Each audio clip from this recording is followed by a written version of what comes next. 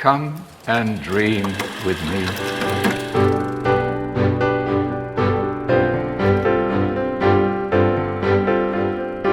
Hello and welcome to What Do You Want to Watch, the Explosion Network's premier media podcast. Every fortnight we get together to talk about movies, TV and online content and help you answer the question, can we still say Kate Bishop's name? Kate Bishop! I really need to know if that's a PC or not at the moment. I'm your host, Ashley Hobley. Joining me today, Dylan Blight.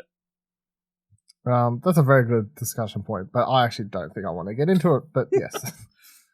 Just in general, Marvel. You don't want to discuss about how all the Warner Brothers and Disney are pulling all their content from Russia. No. You know, Netflix is pulling all Russian content. Other than I agree with it, I don't need to discuss it, no. No, yeah. Today's episode, we'll be talking about watching our watch history. We'll be discussing a little bit of film news, giving some thumbs to trailers, and discussing this week's top 3. Let's kick things off with the biggest movie so far this year. We have both seen it. We've got a big spoiler cast available on the What Do You Want to Watch feed. It's Matt Reeves' The Batman. I've got a review up at explosion.com in which I gave it a 9.5 out of 10. I wrote, with his focus on telling a fantastic crime thriller, Matt Reeves has managed to bring the Batman comics to life in a way no director has, and has made a Batman film that should be held in the same regard as the 1989 Batman and The Dark Knight.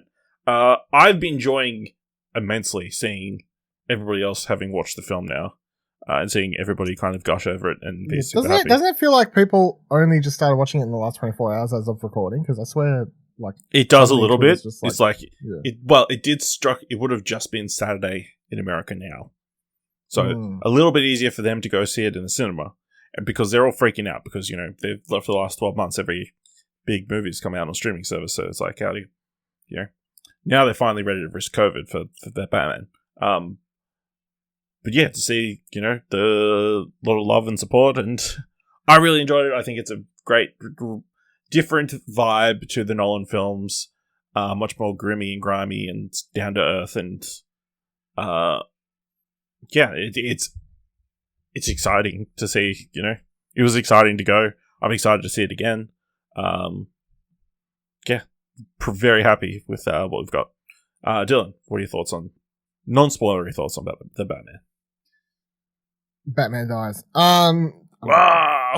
What a start to the new franchise or whatever. That's crazy. Yeah, I really liked it. I think it's really, really good. I think it's with this whole Southern American people watching it over the weekend thing, lots of discussions of, how's it compared to Dark Knight and all this stuff. And I say on our spoiler cast, I think it's just as good in my mind as the Batman Begins, Dark Knight Rises. However you feel about those films, I feel like everyone just sort of agrees they're great films and people have a favorite amongst them. But I think it's as good as Nolan's stuff. It's just different, and it's different sort of good. So it's both still realistic while.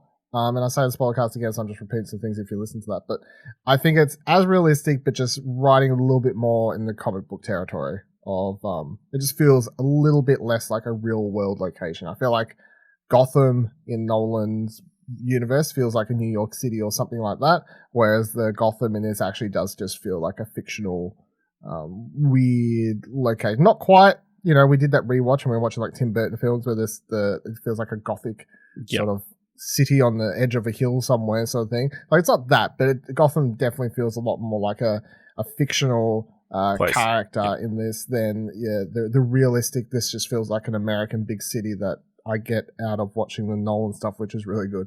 And another thing this film does, and although no one tried this to a degree, we discussed it doing those rewatches where it's this film's about this film's about Bruce, this film's about Batman, and Dark Knight Rises is sort of the separation of the two again. This film commits wholly to just making a film about Batman called The Batman.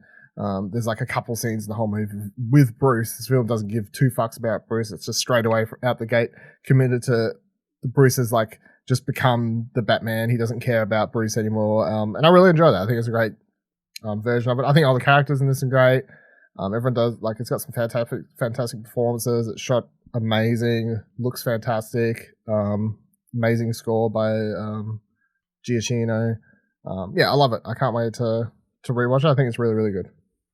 Awesome. And again, you can check out our spoiler cast on the What Do You Want to Watch feed, or you can check out our discussion of all the standalone Batman films on the What Do You Want to Watch feed, or by going to explosion.com/The Road to the Batman. Alright. Another movie I saw the previous week before the Batman was Cyrano, the latest film by Joe Wright. It's a retelling of the story of Cyrano de Bergerac, starring Peter Dinklage, Haley Bennett, Kelvin Harrison Jr., and Ben Mendelsohn. With Peter Dinklage, obviously, he plays the titular role of Cyrano, who in the 1897 original play was obviously a bit fancy soldier, a great wordsmith, but had a very long nose that meant he believed that he was unworthy of love. In this iteration, of course, you've got Peter Dinklage starring with his condition, and a similar kind of thing, believing that he's unworthy of the love of Roxanne, his childhood friend, that he's come to love. But right at the start of the film, she comes to him and says she's got a confession to make. She needs to talk to him in private, and he believes that she's going to confess his feelings for her. She's going to confess her feelings for him, but it's revealed that she believes she's fallen in love at first sight with a young soldier who's joining Cyrano's army, or his command squad, whatever the word is. Unfortunately, this young man, Christian, is not very good with words, not the bookish type, not the type of person that Roxanne hopes to get love letters from. So Cyrano, kind of wanting Roxanne to be happy and kind of wanting to find a way to express his feelings, agrees to help Christian write love letters to Roxanne, and kind of it's the original cash fishing story. Of course, this has been a tale that's been retold multiple times, but the big difference is this is based on a musical version that was done by Erica Schmidt off Broadway in 2019, I want to say. Yeah. With music done by a lot of the members of the band The National. So yeah, that adds an interesting twist to it. I really enjoyed it. I think it's really well done, even though, there's the moral question of, they're kind of lying to this person, and that's never really quite addressed. I think, Peter Dinklage is doing some of the best work of his career. I think Haley Bennett is quite, charming, and, you can understand why, all these men are into her, including this Duke character, played by Ben Mendelsohn, who has found some other way to play this villainous character, which doesn't feel exactly like any of the other villainous characters he's played. Yeah, really well put together. I think, the music is quite good. I don't think there's a show-stopping number. There's not a massive track that probably everybody's going to remember. But I will admit, I did listen to the song, Wherever I Fall, which is played later in the musical, quite a few times afterwards. But yeah, it's not exactly a pop hit. It's not going to be number one. Admittedly, I did have the exact same same remarks for Encanto, and I was completely wrong about that. So, if you remember. But yeah, I thought it was really great. A really interesting adaptation. Of course, it looks beautiful because Joe Wright's he makes beautiful, especially period pieces. Yeah, beautiful costumes.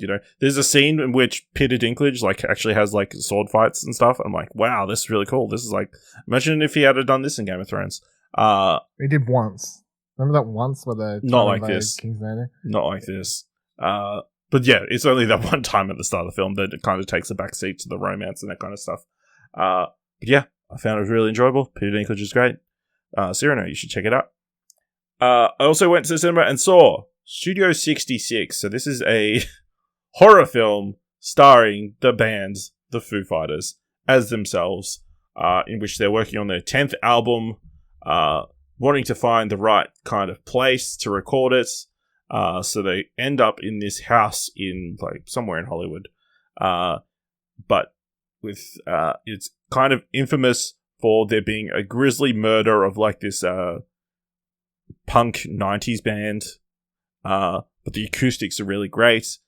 So they kind of, they set about recording their next album in there. But then, freaky shit starts to happen. Dave Grohl's got like kind of a writing block, and he's trying to find inspiration, and then, crazy shit starts to happen, including Dave Grohl being possessed, pretty much. Yeah. I mean, so when I watched the trailer for this, I don't know if you know the story, but Trent Reznor and Marilyn Manson recorded albums in the Tate house. Which is what the trailer for this, like, I don't know if it's like inspired by that, but it's the same. It could be. Like, not that they weren't haunted, but like they were like, we need to be somewhere where fucked up shit happens, record our next album. So yeah, they went and recorded, they set up a full on studio in the Tate house. It definitely could be. Apparently it is, they're actually using the house that they did actually record their 10th album in. And apparently the story is based on... Kind of. No. The story is kind of based on a story that Dave Grohl had based on some of the experiences they had during that. I think it's funny. It is scary at times. It's never like, of course, it's like a horror comedy. It's never fantastic at both.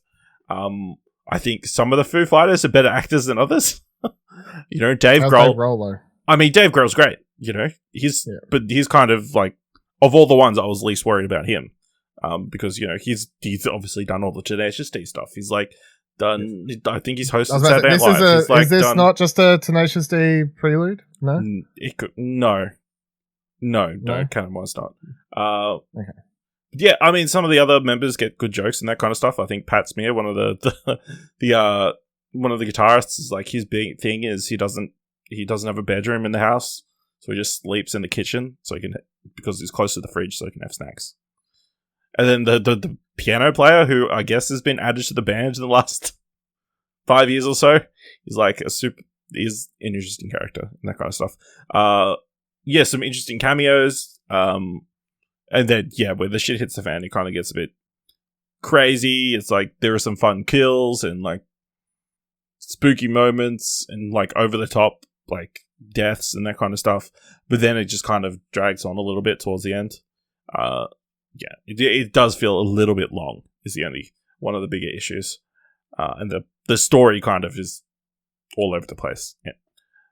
But yeah, I had a good time if you're a Foo Fighters fan. It's like, and I think if you know, not just know them from their music, but from like interviews or their documentaries and that kind of stuff, kind of know a little bit of their personalities. It's a lot of fun. So it was meant to be in cinemas for only 1 week, but I've seen it still playing. So maybe you can go see it. I don't know. Otherwise, I assume it'll be coming to some VOD service soon. All right. Dylan, Euphoria Season 2 came to an end. How good. Rip. Pour one out. Got one out. I think obviously if you follow me on Twitter, it's very evident that I quite like this show. You and half the world. Apparently it is the most tweeted about show this decade, is the story that I saw, headline I saw. It's pretty massive. But it's really good. I mean, obviously, I really like the first season. The second season is very different, but still good. I honestly wouldn't know which one I prefer, because they're just different. Like, they're shot, and that's the thing. It's not just what they're about, but it's also just the way they're shot. Like, they're shot completely differently, almost on purpose, because of what's happening with the characters and like the general storyline. And I don't really want to spoil too much because I would suggest people watch it. I think the thing that turns people off is I guess it's the amount of, there's a lot of sex, especially the first season, and a lot of nudity, and maybe it just seems like I guess maybe from an outset it can come off like just another teen show, sort of thing. But it's not. It deals like with a lot of adult.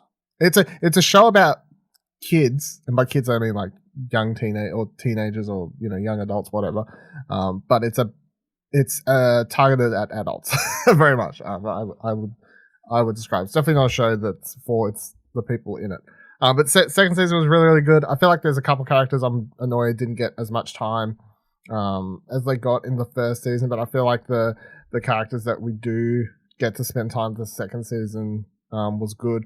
I love the way they ended up taking Rue's drug addiction story in this season. I think it's it doesn't like sugarcoat it or make it this, you know, everything will be all right. Like overcoming drug addiction so easy. Just, you know, you put it down once and you never come back to it. Sort of like everything will be okay. Like I think it has like a really good sort of take on drug addiction that a lot of other movies or shows don't really get right and stuff like that. Fantastic soundtrack. Yeah, shot beautifully. Sydney Sweeney, I think, is like she's on my short list for like supporting actress nominations for this. I think Zendaya would be a leading Emmy nomination for this. The only reason, if Zendaya gets nominated again, because she won previously, yes, but if she gets at least nominated, I'm like, that's cool, makes sense, perfect sense. If Sydney Sweeney misses out, I'm totally gonna ride it under that whole thing of, I feel like she's a really good actress and she's in a lot of stuff I like. However, I think she will fall into that category, and I'm not even saying this as a thing, like this isn't trying to like blame it on her or whatever. I actually don't. I think it's a bad thing, which is I feel like if you're an actress who's just because you do a lot of nudity, then suddenly you're like that people like in academies won't take your performances or treat seriously, you like you know what or more serious. Like I think like, and that's what it sort of annoys me, and I can see going. Whereas like she is really, really good in this season, and her character and her story, especially compared to the first season, is like really good in this season. She goes completely off the walls and gives this like sort of unhinged performance in this season that's great to watch. The last two episodes does one of it's sort of a cliche thing that I've seen done in a lot of movies, but it works so well here where you have all these characters in this for 2 seasons saying things or not saying things to one another, and the way they get this across to those characters and cause a lot of friction between them is the last 2 episodes is one of the characters who's played by Maud Apatow, who gets a lot more screen time in this season, who was sort of a background character in the first season, and she's fucking fantastic in this season. So, and she has a lot more leading roles or supporting roles coming up and she's like proving to be a really great actress at this point. But her character like puts on a play where she like talks about her life and has other people play friends, and like she has other actors in her play pretending to be the main characters, and that the way this causes like friction and laughs and embarrassment and anger for the real characters watching in the audience. Like it's like an interesting storytelling mechanic, I guess, for the people in the show and also the audience watching it, but it's done so well. And the last episode is just full of fucking insane moments. I couldn't get over it, but sad, funny, hilarious. It's really good. But yeah, Euphoria is definitely going to be on my top whatever list of TV shows by the time we get to the end of the year. That's a shoo-in at this point. I'm really glad that I had something. I mean, like, it's not to say that I don't enjoy it.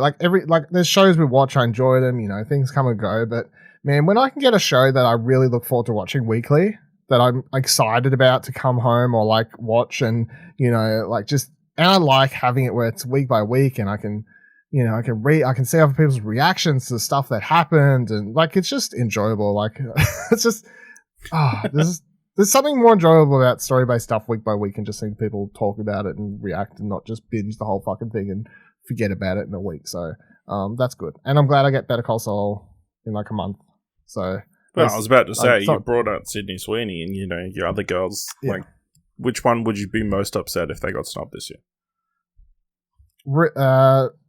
Reese Seahorn, because I feel like I've been campaigning for longer, whereas I can continue campaigning for Sydney Sweeney in years to come. True, I've only got one more season. I've only got one more season of Better Call Saul. So you assume maybe she gets a spin-off.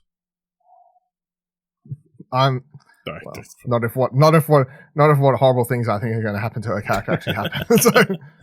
All right, that's Euphoria. Look forward to season 3 coming 2024. 2020 fucking 4. It's bullshit. Like, oh, Zendaya's like, oh, I gotta feel Dune Part 2 and all these other movies. It's like, fucking no, right? I want Dune, right? But also I want Euphoria. So it's a real conflict of it's a real conflict of interest. It sucks. It's weird though. They're like, man, this show's HBO must be kind of pissed, for them to have such a massive success, especially with this second season that's been doing so well for them, and then for them not being able to have a season out, 12 months from now.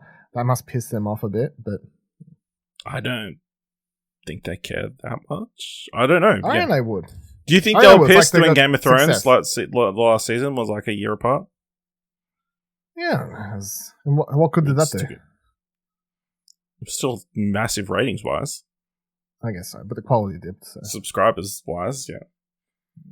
I think it's just because season 1 of Euphoria came out 2019, and maybe if I can get a special to help me along the way, because that was the thing. Season 1 2019, I got one special at the end of 2020, so it kind of felt like I at least had something that year. And then there was the second special in the new year of 2021, even though they were like only a couple weeks apart, but it still like felt like there was something every year. Yeah, it's going to be crazy that it'll be 5 years and they're still all the same age, I'd assume.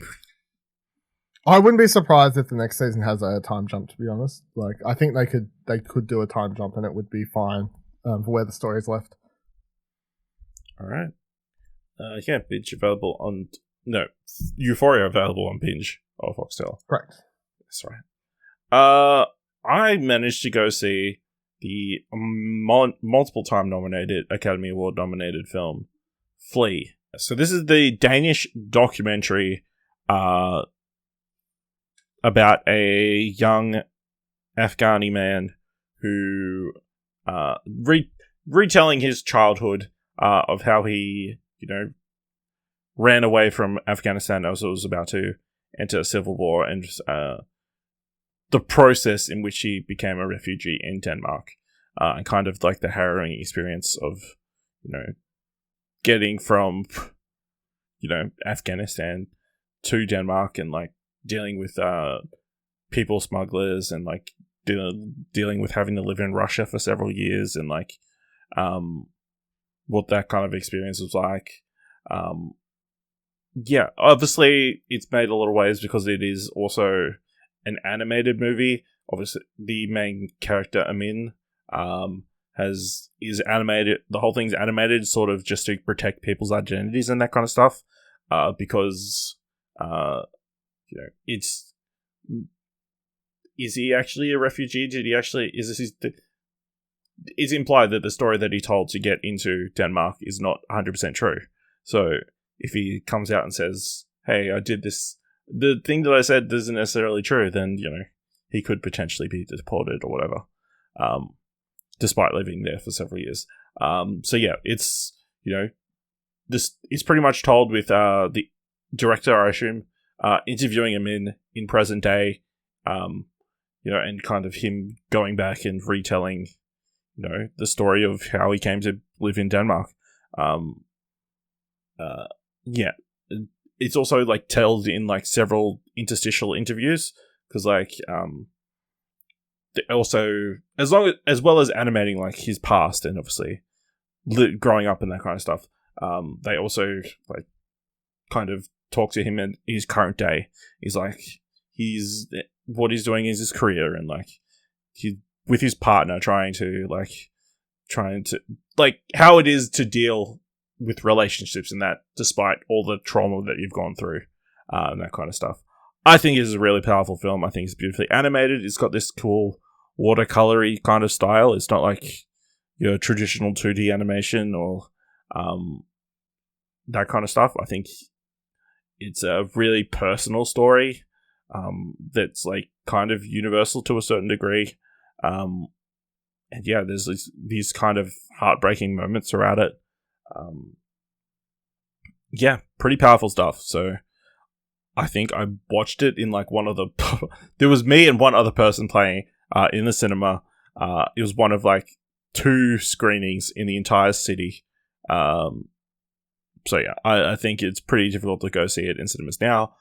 I wouldn't be surprised if it's on streaming platforms or on VOD very soon, especially with it potentially going to win a few things at the Academy Awards, like get those premium video on demand numbers and that kind of stuff. But I think it's pretty fantastic. So yeah, if you can see Flea, like if you're in another country that is showing Flea, go see Flea. So there's a few shows I've been watching. Abbott's Elementary. So this is a traditional sitcom airing on the ABC over in America. It's currently available on Disney Plus. It's kind of releasing like day and date, I believe, or at least every Wednesday.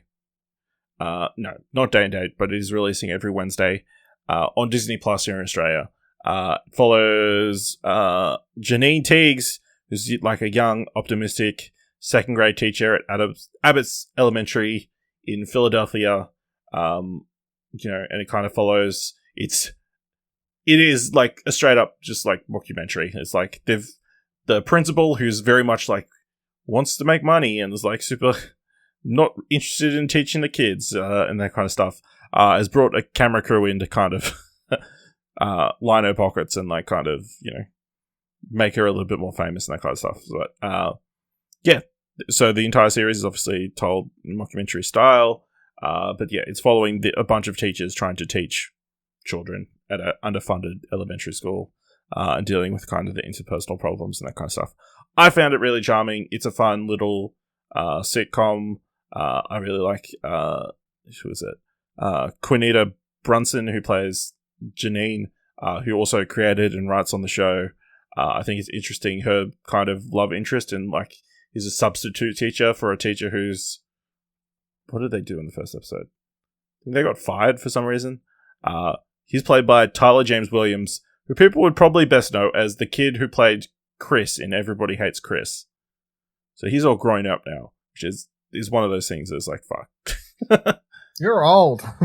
Yeah, I guess so. But yeah, I'm really enjoying it. It's a lot of fun. I think one issue I'm having is it feels like the episodes have been released out of order. Do you ever but like, you mean the order they chose for episodes is just dumb. Like, yes, there feels like in like the second episode, Janine's boyfriend suddenly shows up, and then several episodes later, Gregory finds out that Janine has a boyfriend. Like, even though it's kind of been established in the second episode, so it definitely feels like they moved them around. Probably because this is obviously a show that actually aired on television. So they wanted to like put the most funny episodes or whatever out first, not really carrying the the I guess whatever linear story is meant to be in there. Apparently it's done very successful in America. Like, it's done surprisingly good numbers.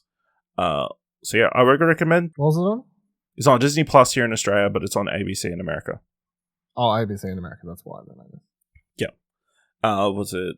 ABC said, including viewership recorded over a 35-day period through linear and digital platforms after its original broadcast, the pilot episode on the December 7th increased to a 2.4 demographic rating with 7.1 million viewers. ABC said the 300% increase was the largest percentage growth for any new comedy premiere.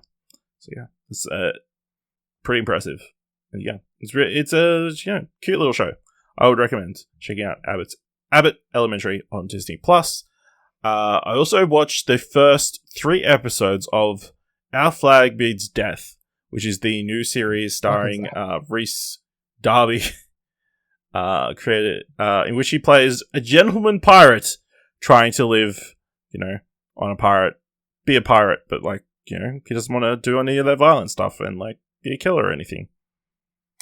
That sounds like a very Rhys Darby role, to be honest. Yeah, it does, being a very flamboyant. It's like, trying to teach these people. We're werewolves, not swear-wolves. Yeah, it's definitely got that vibe. Those vibes.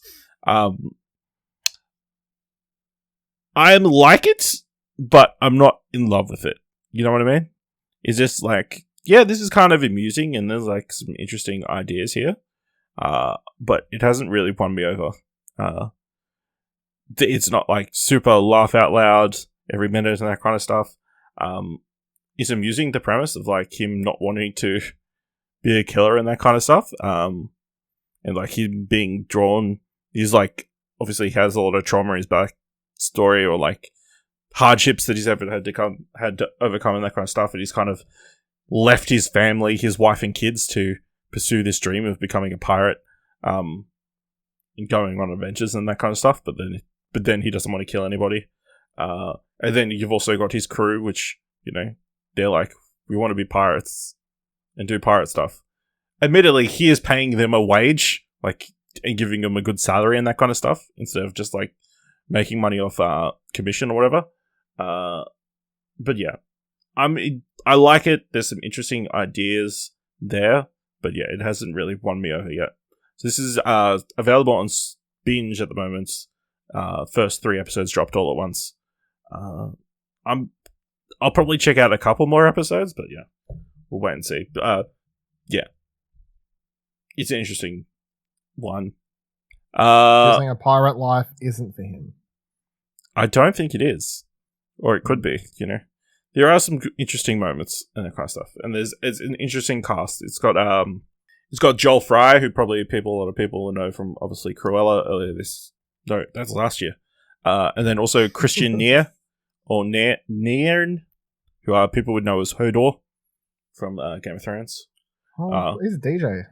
He's a DJ, yeah, as well. And of course, then, yeah, Taika Waititi plays Blackbeard. Oh, of course, Taika's in it. Yeah. Yeah, so I checked that out.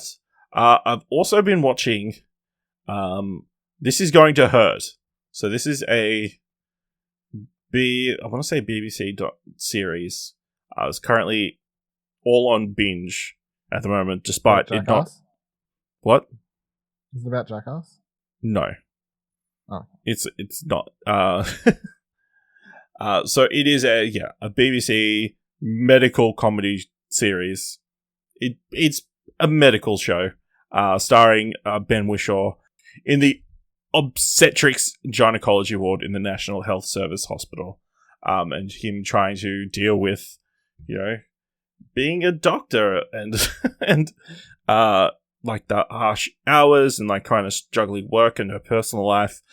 He's also a gay man, but is kind of trying to hide that fact because it's set in 2006, and you know that's still not 100%.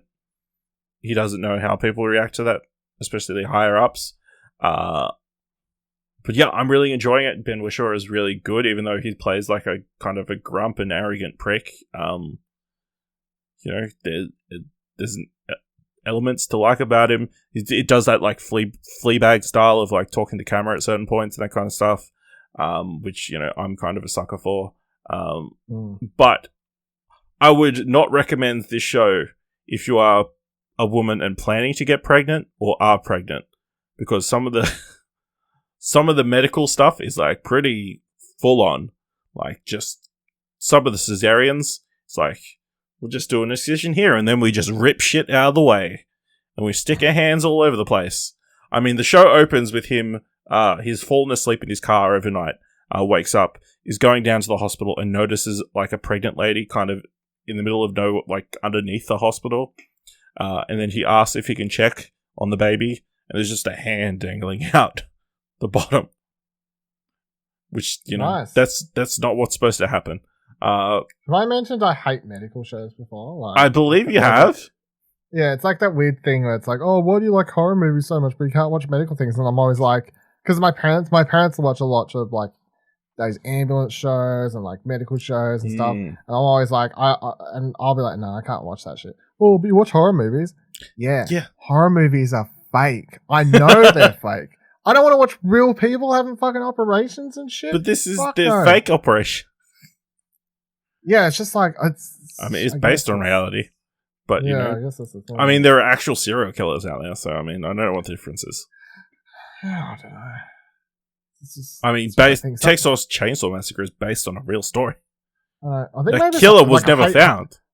I also hate hospitals. Any horror movie set like in hospitals, like there was that movie where it's like the dude like falls us like he's. Fuck, I can't remember what it's called. It's a horrible movie, but it freaked me the fuck out. It was the one, it was called like Sleep or something, I swear. Paralyzed? Or no, Wake, hold on. I think it's called Awake, hold on. Let me just quickly side tangent quickly. Awake, I swear. Yeah, Awake. Stars Hayden Christensen, right? Bad movie. Don't watch it. However, fucking freaked me the fuck out. Hit the plot. A wealthy young man undergoing heart transplant surgery discovers that the surgical team intend to murder him. They don't put him under anesthesia, so the whole movie he's like being cut open, and he's like he can't say anything, but he feels everything. I was like, this is the worst thing in life, and ever since then, I've like the whole idea of hospital. I watched this when it came out, 2007. I don't know how old I was, but not old enough. Tell you what, fucking bad movie, but haunts me. Yeah. All right. Also want to shout out Ambika Mod, who plays Shruti, who's like the young resident that is kind to Ben Wishaw's character Adam has to kind of like help along and that kind of stuff. She's fantastic. And yeah, it's kind of sad and dark because obviously, you know, well, not obviously, but the series kind of kicks off like, and the major point is like, he makes this massive misdiagnosis that has massive ramifications going for his career and like other people and kind of stuff. But then, you know, there's also a lot of comedic moments of like, he's delivering this baby. He suspects this mother and daughter, the daughter's about to have a baby, is racist. And because they're constantly asking to make sure if he's going to deliver the baby, not the black nurse or the Pakistani resident. You know, so while she's having the C-section, she just decides that, you know, Shooty should be the one to deliver the baby. So they pull down the screen, you know, she's holding the baby. They freak out, you know, and then, you know, he stitches her back up, and she had a tattoo of a dolphin across her stomach. He just makes sure it's not lined up when he sews it back up. So, yeah. Also using little things what a good bit. What a good bit. Oh, hilarious. What? That's very funny. No. Alright. Yeah, so this is going to hurt. Available on Binge at the moment. 7 episodes. I would definitely recommend checking it out unless you don't like medical stuff. Mm-hmm. You know? Dylan, you've got a review up for a Shudder film, The Scary of 61st. Yeah. This is a weird movie. Alright, so it's written and directed by Dasha Nekrasova. She's and she's not the star, but she's like one of the main girls in it. And it was co-written with Madeline Quinn, who is, I guess, the main girl. They do a podcast together, which I'd never really heard of this girl. I know she's in Succession. That's sort of what, or Dasha is in Succession, or most recent season of Succession. She's in 9 episodes. No, first season maybe. No, first season. No, third season. Sorry, I'm wrong.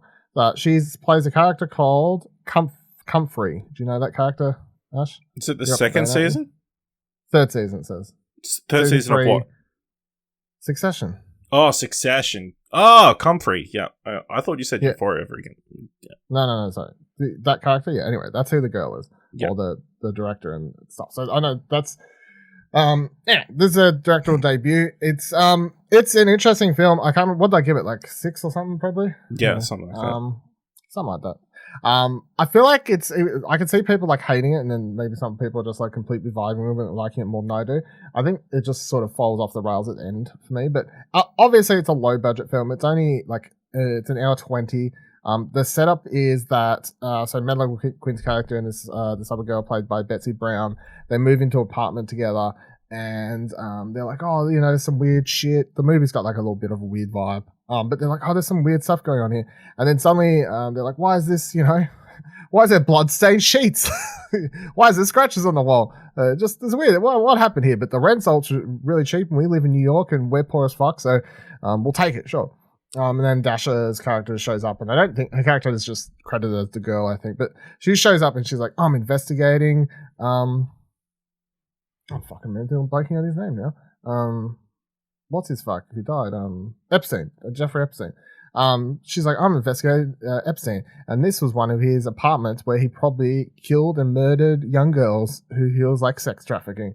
So then the movie goes down so the first like 15 minutes or so, I was like, I know about this movie. Once he gets into this full conspiracy whole thing, and I sort of like knew what the movie was trying to do, I was like, okay, I'm sort of on board this weird wild ride at this point, because what ends up happening is you have Dash's character and then the main character, Madeline's character. They're like go full tinfoil hat, watching YouTube videos down the conspiracy hole about what actually happened to Epstein and all these things, and the movie turns into this conspiracy sort of thing. And then the other housemate, played by Betsy, she ends up becoming more or less, it's implied, the soul of one of the dead girls, I guess, like young girls, gets inside of her, and she sort of begins transforming into one of those girls or something along those lines, I guess. And that her scenes are very weird. And I can see some of her scenes being the ones that sort of turn people off because, I don't want to spoil it because people decide to watch it, I guess. But I'll spoil one thing. Like she's at one stage she's having like sex with a boyfriend, and she begins like, I guess, just dirty talking, and he thinks that's fine, and she's like, oh, do this or whatever, and then she's like, tell me I'm 13 years old and you want to fuck me, and he's like, what? Like, no. But that's when it's like she begins. The movie pushes, I guess, the line with certain sort of stuff to do with Epstein and shit like that. And there's a very weird scene with her later in the movie, which I could feel be the turn off point for some people. But I think the problem is, as much as I enjoyed this, like, let's just make a movie that's full blown conspiracy tinfoil hat about Epstein, driven by the Twitterverse and social media and all the forums that you could probably dive down, all the people doing YouTube videos and all this sort of stuff and whatever else. And of course the royal family's involved in this as well. All those other stories and things about Epstein. I think by the end of the movie, it just suddenly is like, and we got to finish this somehow. I feel like they had like 3/4 of a good movie, and it's one of those ones where it's like, but I don't know how to get off this. I don't know how to finish it. Like, I have no idea. It feels like they had no idea how to finish this movie and give it a satisfying conclusion. And ultimately, I don't feel like it has a satisfying conclusion. Although I was on board for the most of it. So, yeah, that's why I ended up at a 6 or whatever I gave it. All right. Okay. You've checked out a couple of Australian films recently, which is an interesting segue. I'll just bring up here.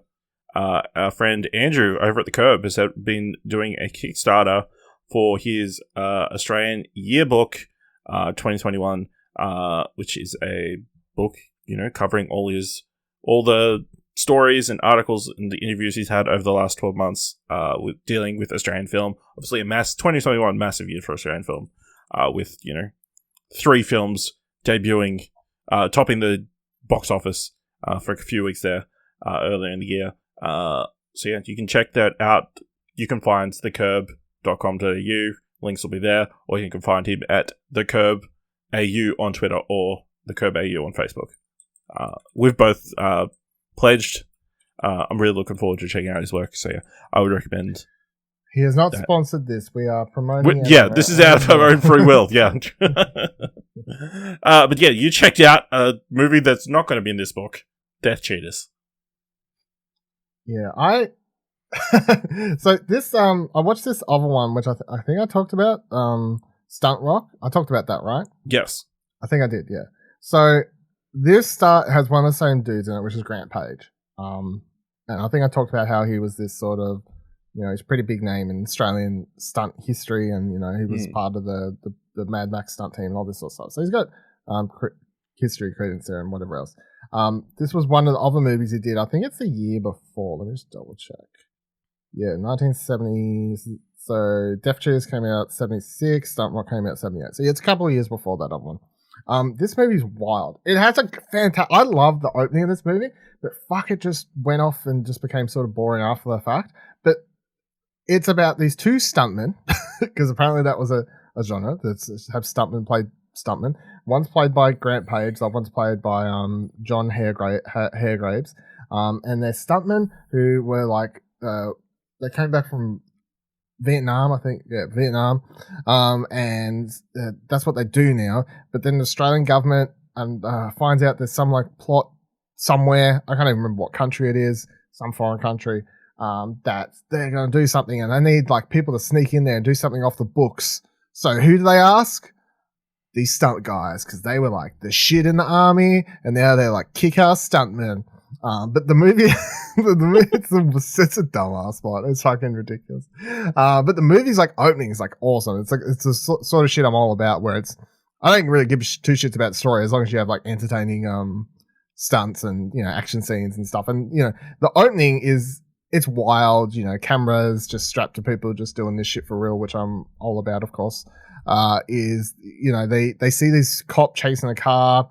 There's like criminals shooting out of it, and they're like filming a commercial for deodorant or some shit at the same time. And they're like, "Oh shit!" Like, those cops, they just got the tire shot out.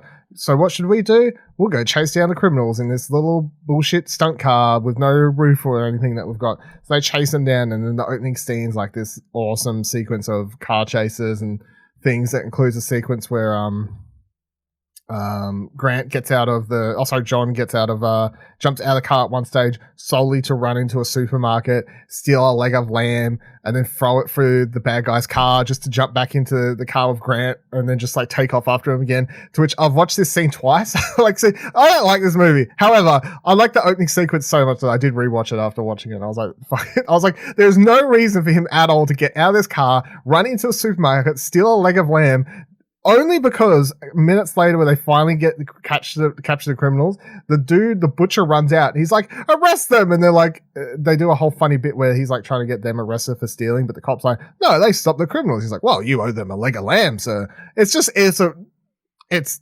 stupid Australian bit, I guess, but the rest of the movie sort of goes off the rails. It suddenly just becomes like there's romance, love interest introduced, and all this sort of stuff. And then for some reason, the finale, which you'd think would be great, this big, like, surely this movie has a great action-filled finale. It really doesn't. It becomes like, it's a lot of guns, and the shooting is not filmed particularly well. And I was reading afterwards that John got injured prior to that, filming some other bit in the movie, so he couldn't actually do anything. So then it just becomes Grant, and they do one cool stunt at the end, which involves a paraglider or something. But for the most part, I just felt like it really became boring after the first 10-15 minutes. But that first 10-15 minutes, I watched it twice. So, I don't know, it's a good half hour if you want to watch that twice like I did. All right. Where'd you watch this one?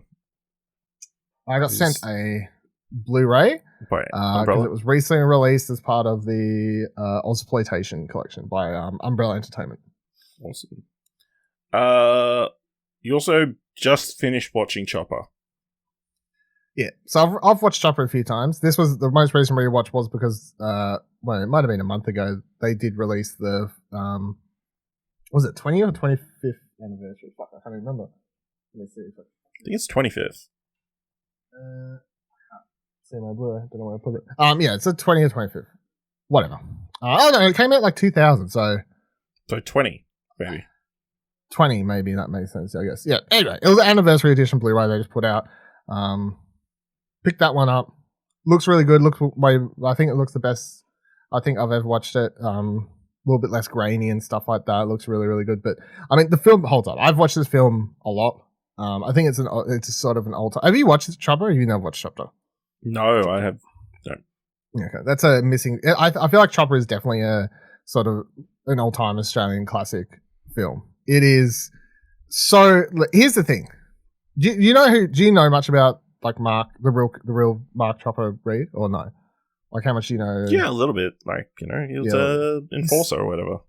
Yeah, it's just he's such a like his story, because he just like, and that's why I like so much about the film is it doesn't, and he was alive when it came out, but the film is like, this guy's a bullshit artist. Like, he's a hard ass. He killed people and did some terrible things and spent like pretty much half his life in jail. But he's also just such a bullshit artist and just like extrapolates and does things. But yeah, I mean, like it's such a well done movie that's just sort of it doesn't have much to it. It's got like sort of 4 acts, I guess, 4 different scenes that are sort of drawn out usually, and the way they play off. But I remember it's still just this, I shouldn't laugh at some.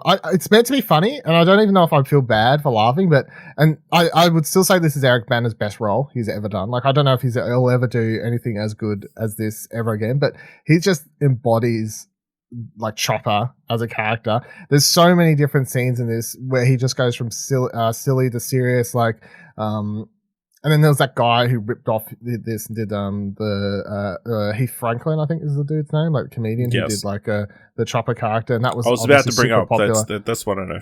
Chopper. Yeah, so most people know that more than this, but like that character he did was based on watching this movie first. It wasn't like meeting the real Mark Chopper Reed. It was based on this, and predominantly there's a scene where like towards like the last 3/4 where Chopper goes and visits one of his quote unquote mates, and he has like a kid, and he's doing that. Oh, hello, like hello, like he does a lot of that in that thing. That's where that comes from. But there's lots of things. Like I know, like for example, like I listen to a lot of Bliss and Esso, like the Australian hip hop group, and they've like pulled a lot of bits from this movie as well. Even one of their songs starts with there's a scene in this where this lady's giving evidence against Chopper, and she explains how this guy just got shot, and she goes, he was just copping it sweet, and then it cops back to the barista is fucking coffee maker over it, barista, and he says just copying it sweet, and that's like a bit that's used in one or two Bliss and Esso songs and stuff. So I feel like the film has a lot of, like, I guess, like a lot of people, it's very popular. I think it's a big part of Australian history. And yeah, I definitely feel like if you haven't watched Chopper, because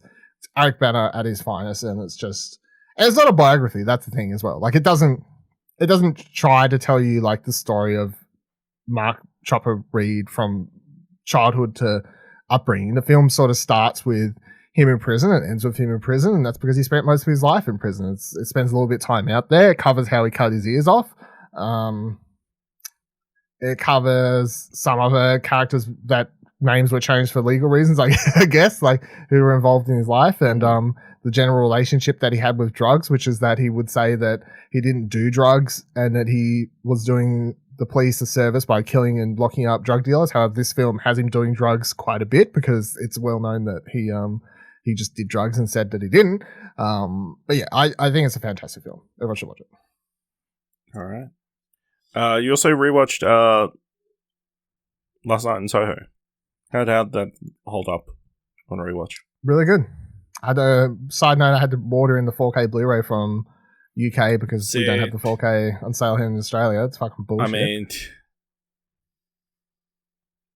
nobody can tell the difference. What joke you got?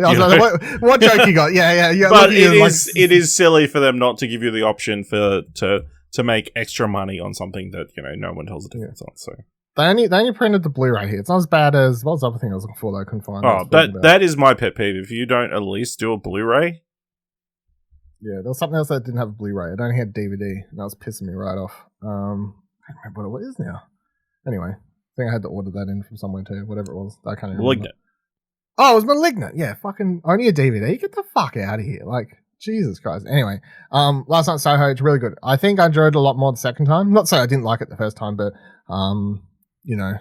just knowing it's that whole thing where you watch a film and you're like, I don't remember, like we were fairly positive on it, other than we had some, I don't know. We disagreed about the third act.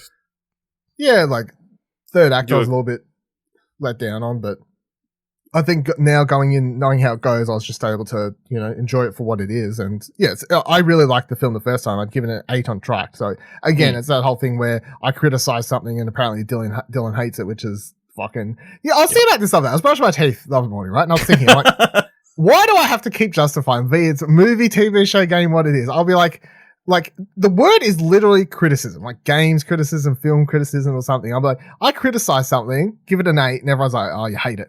Like, criticize something, give it a fucking 7. You hate it. I'm like, it's called fucking criticism, not say everything that's great about it, say no negatives, and give it a 10 out of 10. Jesus Christ. So, yeah, I mean, I gave it 8 the first time, but I think, definitely enjoyed it this time. Picked up on some subtle things, I guess, like hints and the way certain lines are delivered. And I don't want to say them here in case people haven't watched it, but like, there's definitely stuff for the reveals that are hinted on a lot earlier that I picked up on this time, knowing where things was going. And I was super impressed just rewatching it, having watched some of the behind the scenes stuff too, like the dance scene, and wondering how they did that, and then finding out that it's all just shot in one take, really in one take, where the two girls are just ducking in and out of frame, and I'm like, fuck, that's so good. That's like, so insane. And that's why it looks so good, is because it's not special effects, it's just being smart with the camera and where to place your actors and stuff, like good old classic filmmaking. So I love it. It's good shit. And having both the girls on set and just digitally adding mirrors later and not using one on a green screen to add in, after the fact and all this sort of stuff. So yeah, it's a really well made film by someone who, like Edgar Wright, who, has a love for cinema and wants you to go watch his movies. And you can tell he's got he's such a craftsmanship with it that I appreciate a lot more in the second watch. But yeah, glad I brought it. It was a good watch. All right. Dylan, you also watched Django and Django, Sergio Corbucci Unchained. What on earth is this? So, yeah, I opened Netflix because I was having some lunch or something whenever I watch this, yeah. So I was like, oh no, what's something I could watch here quickly? Like a TV show or something.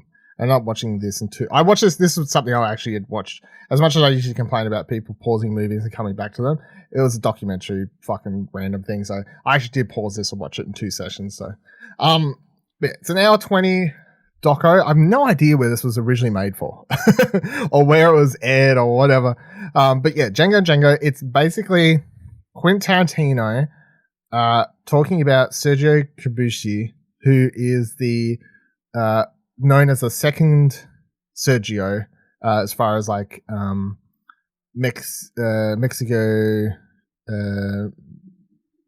what do you call them? Westerns, Spanish Westerns. What's the genre? Spanish Westerns, Mexico, Russian, Spanish, I guess. Spanish Westerns.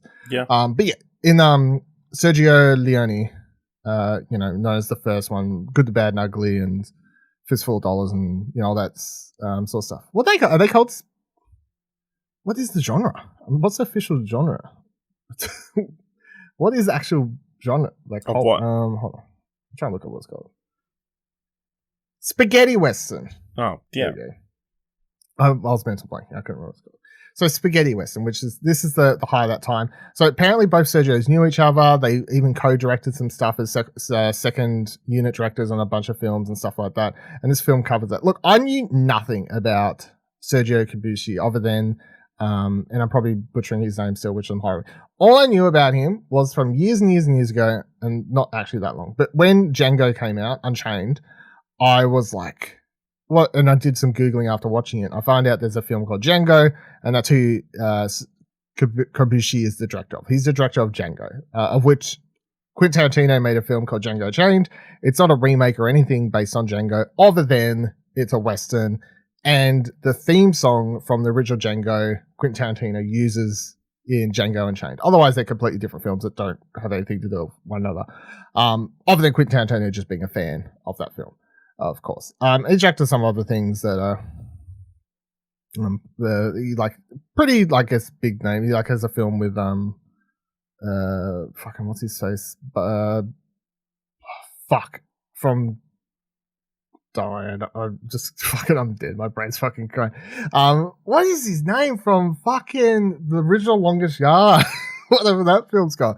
His name starts Burt Reynolds. Fuck. Yes. Yeah, he does it for Burt Reynolds and stuff. So he was working with some big names, but he wasn't working with Clint Eastwood, right? This guy. So, but I found an interesting documentary. If you like listening to Quentin Tarantino talk about movies, which I do, because no one talks about movies like Quentin Tarantino talks about movies. And especially if you've watched Once Upon a Time in Hollywood.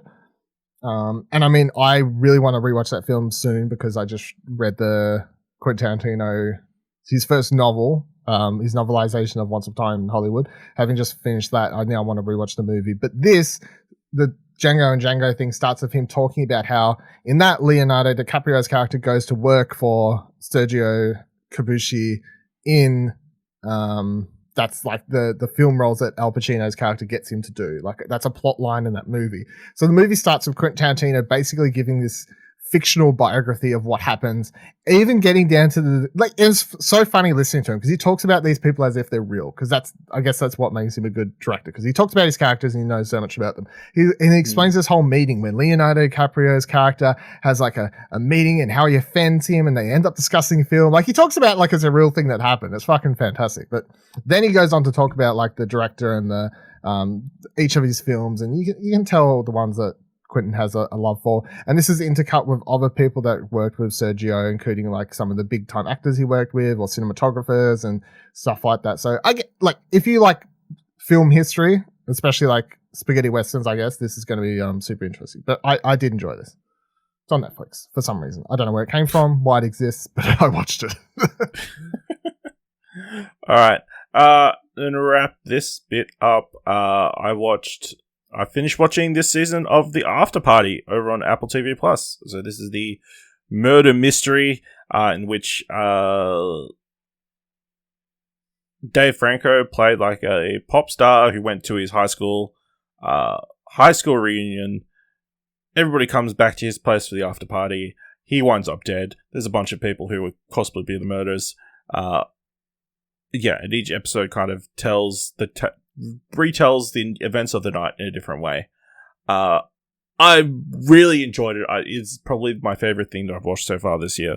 I'm just a sucker for these murder mysteries, I guess, lately.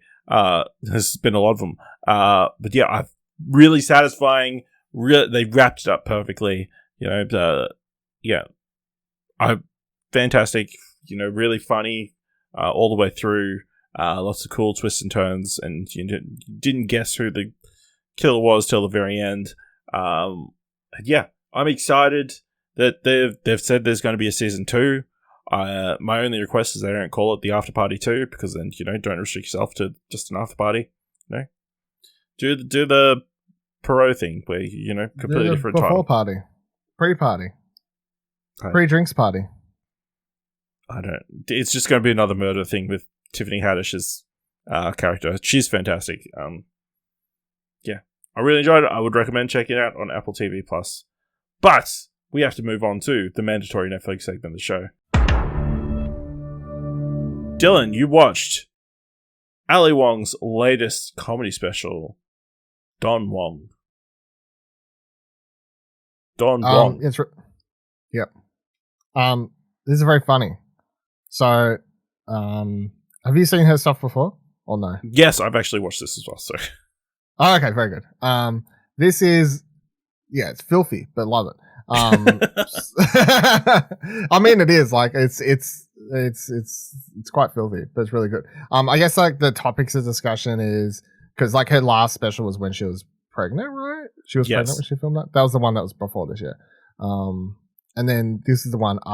This is post COVID sort of world of coming back into it. Always been my maybe, yeah. Yeah. So it's a lot of discussions sort of seems like I've been married for a while now. I've got a kid now. It's just a lot of like that seems to be the main theme. Also, women with money and like sort of owning that and just being like it's very funny. I quite enjoy it. I couldn't point to one particular joke that you could like. Here's the thing, and this is okay. This isn't a negative. You know how sometimes you watch a comedy special that you like can steal a joke and retell it, and people are like, that's funny. I want to watch the whole thing. Every joke in this is so tied to her. Telling it and like having it be part of her personality and everything. You couldn't even like pretend to like sort of tell one of the things she says in this, even some of the smaller bits, and use that as a way to get people to watch this. It's all her, all tied to her personality, all tied to who she is. That makes it work. She makes herself laugh like 2 times this, which I also find quite funny when comedians do that. So, but yeah, I really, really enjoyed it. It's good. As for the first like sort of stand-up Netflix thing I've watched this year, so maybe the first one they've released this year. I don't know. Maybe I feel like there used to be like one a month, and then there's things, but that nothing.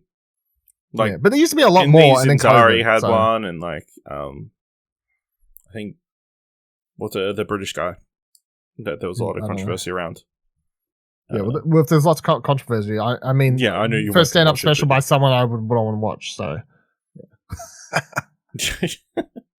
I mean, with that criteria, probably. Right.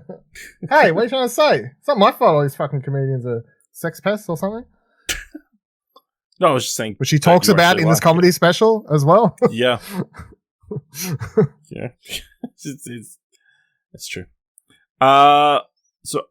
I've watched all 3 parts now of Jeen-Yuhs, the documentary series that followed the rise of Kanye West. Dylan's watched the first 2. Obviously, we really liked the first one. Dylan, what are your thoughts on the second episode? Second one was shit. Wow.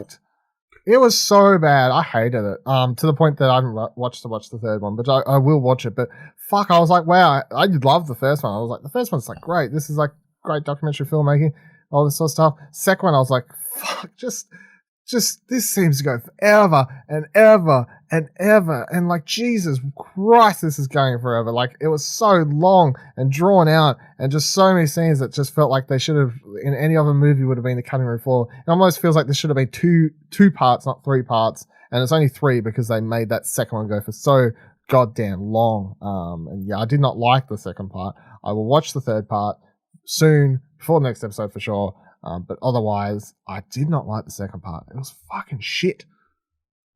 Wow, I'm really surprised by that reaction. Like, I think I understand because it does, like the first one, it kind of focuses on this very restrained period of time. It's between when he gets signed and when the college dropout kind of gets released.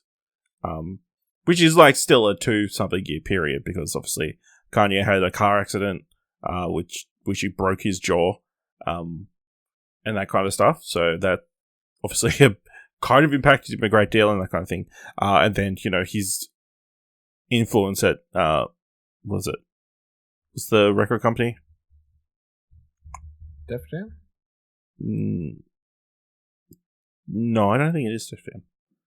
It's Rock and Roll or something like that. Oh, Rockefeller. Yeah, they kind of like went cold on him and like want him to help other artists kind of release their content and that kind of stuff. Be a producer. It feels like a certain degree of this is like, let's get as many famous people in this as possible. Here he is with John Legend. Here he is with Jamie Foxx. Here he is with Pharrell Williams.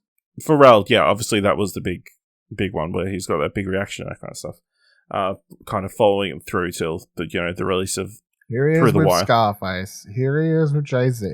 Like, they have a lot of and again, Scarface isn't, maybe someone watching this today would be like, who the fuck's that? But Scarface, when that was being recorded, Scarface was known as like one of the biggest, best lyricists at the time. And of course, Jay-Z was and still is. So like him in this, like those two, like being like, fuck yeah, like this is dope. That was, that's big props. The same as Pharrell saying, like, Pharrell hyping him up in this, I think carries more weight to people watching this now who maybe don't care as much for Jay-Z, especially Scarface.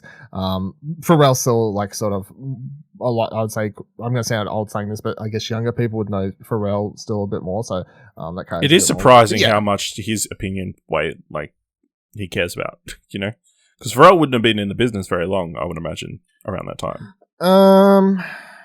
I think he would have been around as long as Kanye, if not longer, to be honest. Yeah. I don't think Pharrell's as young as you think he is. Like, he's been around. He's not 22? No, he's not. We'll find out how old he is while you keep talking about it. He's older than you think he is.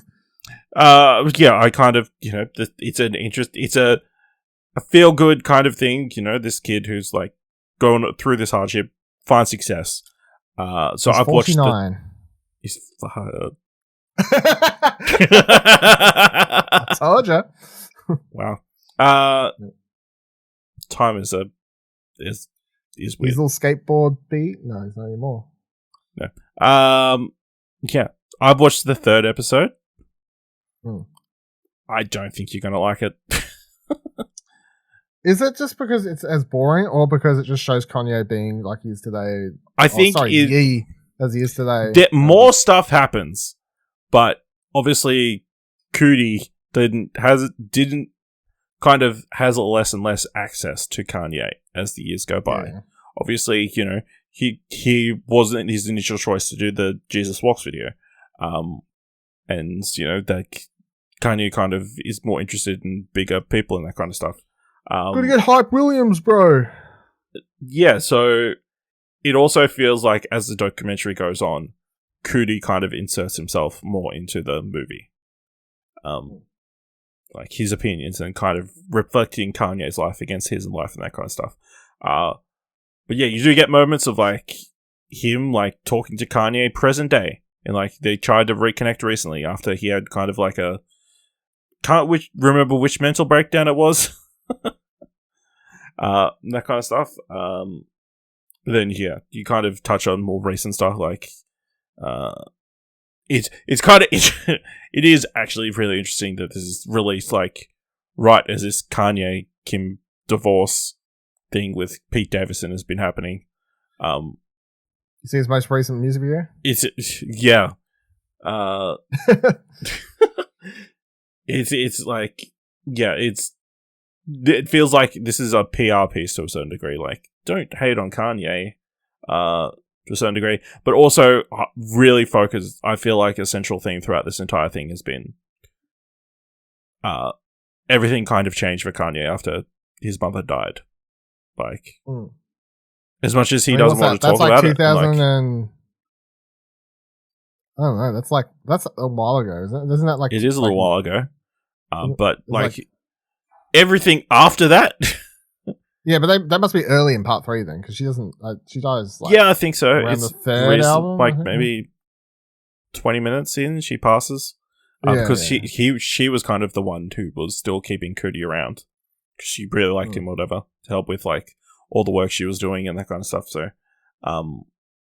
yeah, I think it's an interesting watch, but yeah, it's kind of hard not to go in it with a bit of a bias, especially currently, and like they touch on his presidential run and how he had his crazy speech about like hating abortions, and he was going to be aborted. His dad was going to abort him, and he was going to abort Northwest, and abortion should be banned.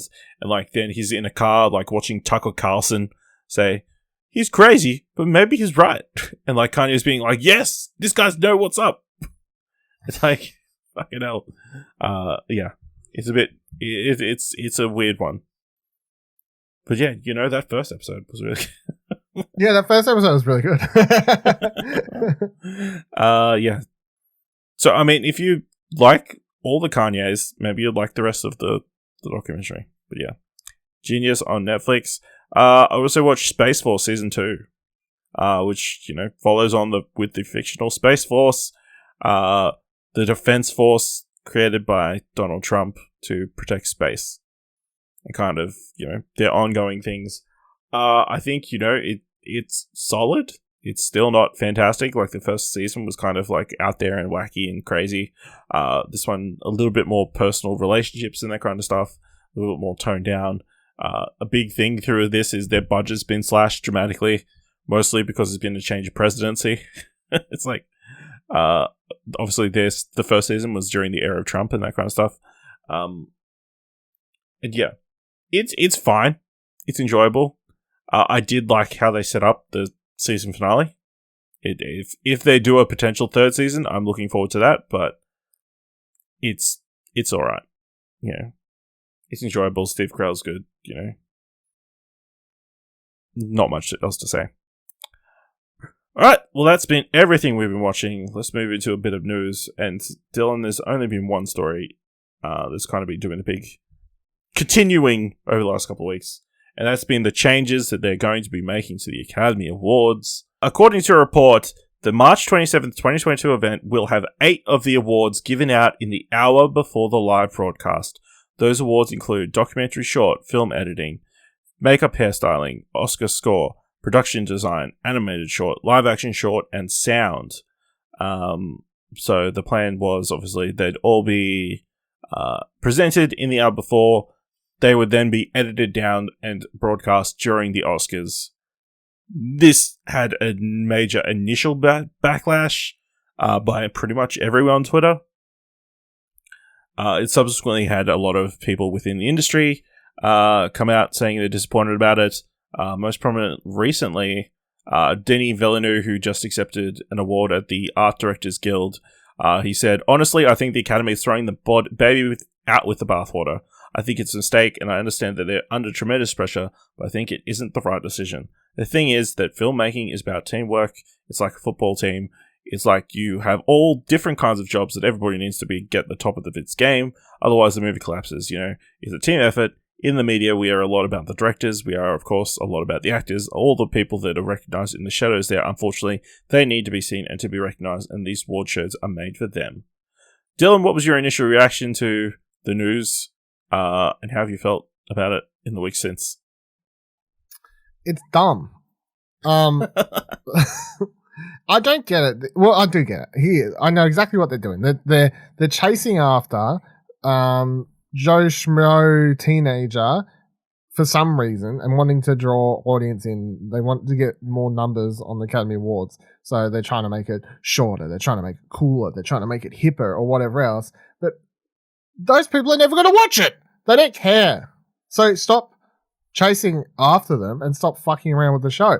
It's like, just make the show a good show for people like me who want to watch it and want to watch the awards and want to watch people's speeches and just want to enjoy the general, year of cinema and appreciate the people that made the movies I liked, and let them have their moment on stage. I don't like, they're chasing after a demographic that do not give two fucks how many changes they make to the show. They're going to complain about it every year. These people get, who cares about the Oscars? Oh, the Oscars so boring, blah, blah, blah, blah. No matter what they do, they're still going to do the same thing.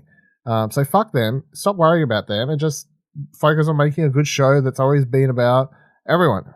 Don't start taking awards out for those, because that's the only reason they're doing it. I guarantee that is exactly what it's about. So it's dumb. Doesn't make any sense. It's stupid. Yeah, this seems like... I understand they're trying to cut down and keep the show short and so they can leave more room for musical performances or jokes or other stuff and that kind of thing. I think the thing that's irked a lot of people is that you're clearly you're splitting the categories into two groups. These are the lesser categories, and then there's the rest. Whereas obviously previously they'd all felt of two. I mean, sure, there's the big four, but or six, I don't know. But then a lot of the other awards felt of equal standing, whereas this is clearly saying, hey, these ones don't really matter. We don't care about their reactions. We'll edit them down as we need to. That also not an easy thing to do. Also, how are you going to do that? How are you going to make everybody get into the theater an hour early? Especially when you're running pretty much red carpet footage until the show actually begins, and to record this stuff. It just seems weird that the Academy, the producers on the show kind of are chasing this audience. I feel like the best thing they could do is just take the show off, or not have such a big TV deal, I guess. They've got it. So much of it is justifying the amount of money ABC has spent buying the rights. I think if we ever get to the day, maybe it just comes to some streaming service, or they stream it on Twitch or YouTube or all sorts of stuff. It's not like the people here have it short on money. You do some sort of co-production by or entrance fee. I don't know. Sell tickets. I don't know. You can make the money somehow. But yeah, it seems silly to and as of yet they have not backed down, which is surprising given that the last couple of times that people have been upset about changes they're making to the awards that they've kind of backed down. Apparently, some people are going to boycott. I think a lot of the nominees up for best original score, Hans Zimmer and that, potentially not going to show up. But yeah, I guess it's still a few more weeks away, so I guess we'll see, what's going to happen there, Yes, it's a struggle. Keeping on the awards train, interesting things happened over at the SAG Awards. I guess two major things, obviously, Coda took out the big award for best ensemble in a motion picture, which kind of has interestingly catapulted it into potentially the best picture race. I thought it was really cool. Obviously, Troy Stoddard won for best supporting actor at the SAG Awards. Gave a great speech, I think, through his interpreter. I think that was presented really well. And then obviously they won the award, and Marlene Martin gave the speech for, the ensemble. I think it was a beautiful moment. I really enjoyed watching it, the replays on Twitter and that kind of stuff. Yeah. Could Coda win Best Picture, Dylan? No. I don't think it's Academy Award winning. Like, you know, I could be wrong. It's not because I don't like the movie, obviously. I feel like Coda is not a, I don't feel like I can't picture it winning. Like, I look at it, Academy Award winning, I don't see it. Like, I don't feel like that's like a sort of film the Academy votes for. So, and not to say there's like one particular film, because I wouldn't be surprised if Don't Look Up wins. I just feel like they have certain things or, you know, topics or whatever, and I just feel like the substance of Coda, the coming of age sort of family story sort of thing, I don't feel like that's big enough for an Academy Award winning film for what they vote for. But fuck it, if it won, I wouldn't be unhappy. I'd be like, oh yeah, fucking go Coda. So, all right. More awards on the TV side. Will Smith won Best Lead in a Movie for King Richard. Jessica Chastain picked up the award for The Eyes of Tammy Faye. This category is the most all over the place out of any category going into the Academy Awards. Anybody could win it, which is pretty exciting because I think almost every nominee has picked up some sort of award on the way through. Outstanding performance for a male in a sporting role, of course, went to Troy Kotzer. Outstanding performance by a female actor in a sporting role, Ariana Boyce. Outstanding performance by a cast in a motion picture went to Coda. And then outstanding action performance by a stunt ensemble in a motion picture went to No Time to Die. I think that's quite an interesting category. And then the other interesting story is over on the TV side, in which the winners for outstanding performance by a male actor in a drama series and most outstanding performance by a female actor in a drama series are two Squid Game actors, Lee Jong-jae and Jong Hoo-yeon from Squid Game. Are we finally going to see international TV series recognized at predominantly American award ceremonies? Because obviously we've had, Parasite was a massive hit, won Best Picture, no acting nominations. Yeah, it's a weird one. I don't know. I honestly can't say yes or no. It's you don't usually see it. And I know we still haven't watched Drive My Car, but I know there's been obviously a lot of discussion around that film's leads not getting nominated for anything, even though the film is getting a lot of positive, reception and all these awards and whatever else. A lot of discussion around the whole, Western, especially when it comes to these American award shows, just they can, I guess, understand the film is good, the substance is good, but not be able to pick up the nuances of foreign performances to appreciate them, and give them award due diligence when they possibly deserve it. So definitely a lot of interesting discussion points I've seen flying around. I don't know. I wouldn't be able to say for sure if this is like a changing of the tides, but when I saw this, and I also saw another thing going around where people were saying like, there was like a news story where someone's like, the girl, like, it's like the headline was, oh, she drops to the floor crying or whatever, and then someone else is like, oh no, she was like bowing. Like it went into this whole weird, like, it was also coming off just, racist at points. This weird fucking thread I saw. And these were between like semi big news sites reporting with these weird headlines and stuff. So I don't know. There was lots of, but I was happy to see him win. But I don't know if this is like a changing of the wind or tires. Yeah. So other winners, Michael Keaton won a SAG Award finally for Dope Sick for performance by a male actor in a TV, movie, or miniseries. Kate Winslet took the best performance for a female actor in a TV, movie, or miniseries. Jason Sudeikis took out best male actor in a comedy series for Ted Lasso. Jean Smart took the award for best female actor in a comedy series. Succession won best ensemble in a drama series. Ted Lasso won best performance by an ensemble in a comedy series.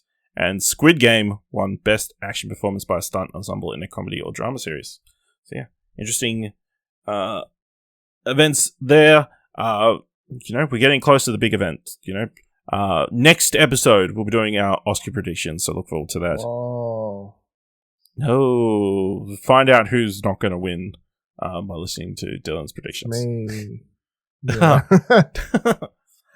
Spinning off from last episode, of course, we talked about all the Marvel Netflix series suddenly disappearing from Netflix. Guess what? We all know where they're going. They're going to Disney Plus.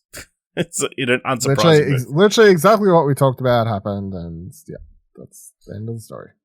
Yep, so they are all coming to Netflix. All coming to Disney Plus.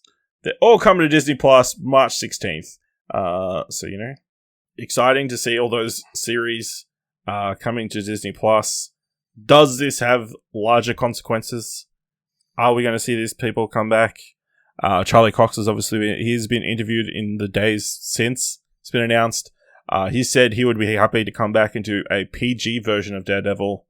Dylan, would a PG version of Daredevil be something you're alright with? No, that would not be something most people are right. I feel like that's just like asking for trouble, That's asking for trouble. If you come back and do a toned down Daredevil, because that would straight away be like, dude, this is what happened when Disney ruins everything, like blah blah blah. That's inviting trouble at that point. I do feel like, even we discussed it last week of like, will they or will they not be part of the universe? I feel like they are, because the way the press release is worded makes it sound like they are. Like, just going off that.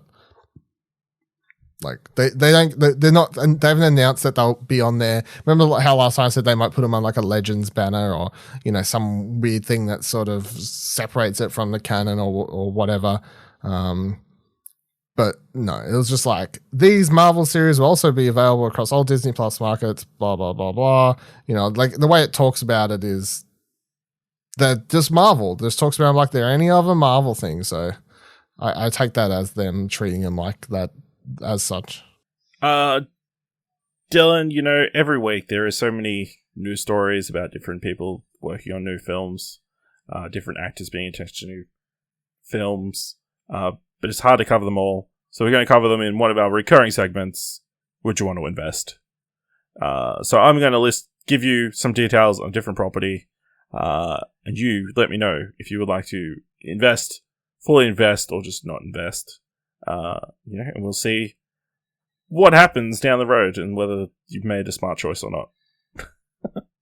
I made some good choices last time, so yeah. Alright. I Am Legend sequel to star Will Smith and Michael B. Jordan. First reporting indicates plot details of a new I Am Legend project are being kept under wraps, including the title. Deadline does report the Akiva Goldsman, who penned the original film, along with sci-fi favorites like the recent Star Trek series, will be returning to write the script, though no director is attached. The movie will be distributed by Warner Brothers, with both Jordan and Smith production companies on board. I invest.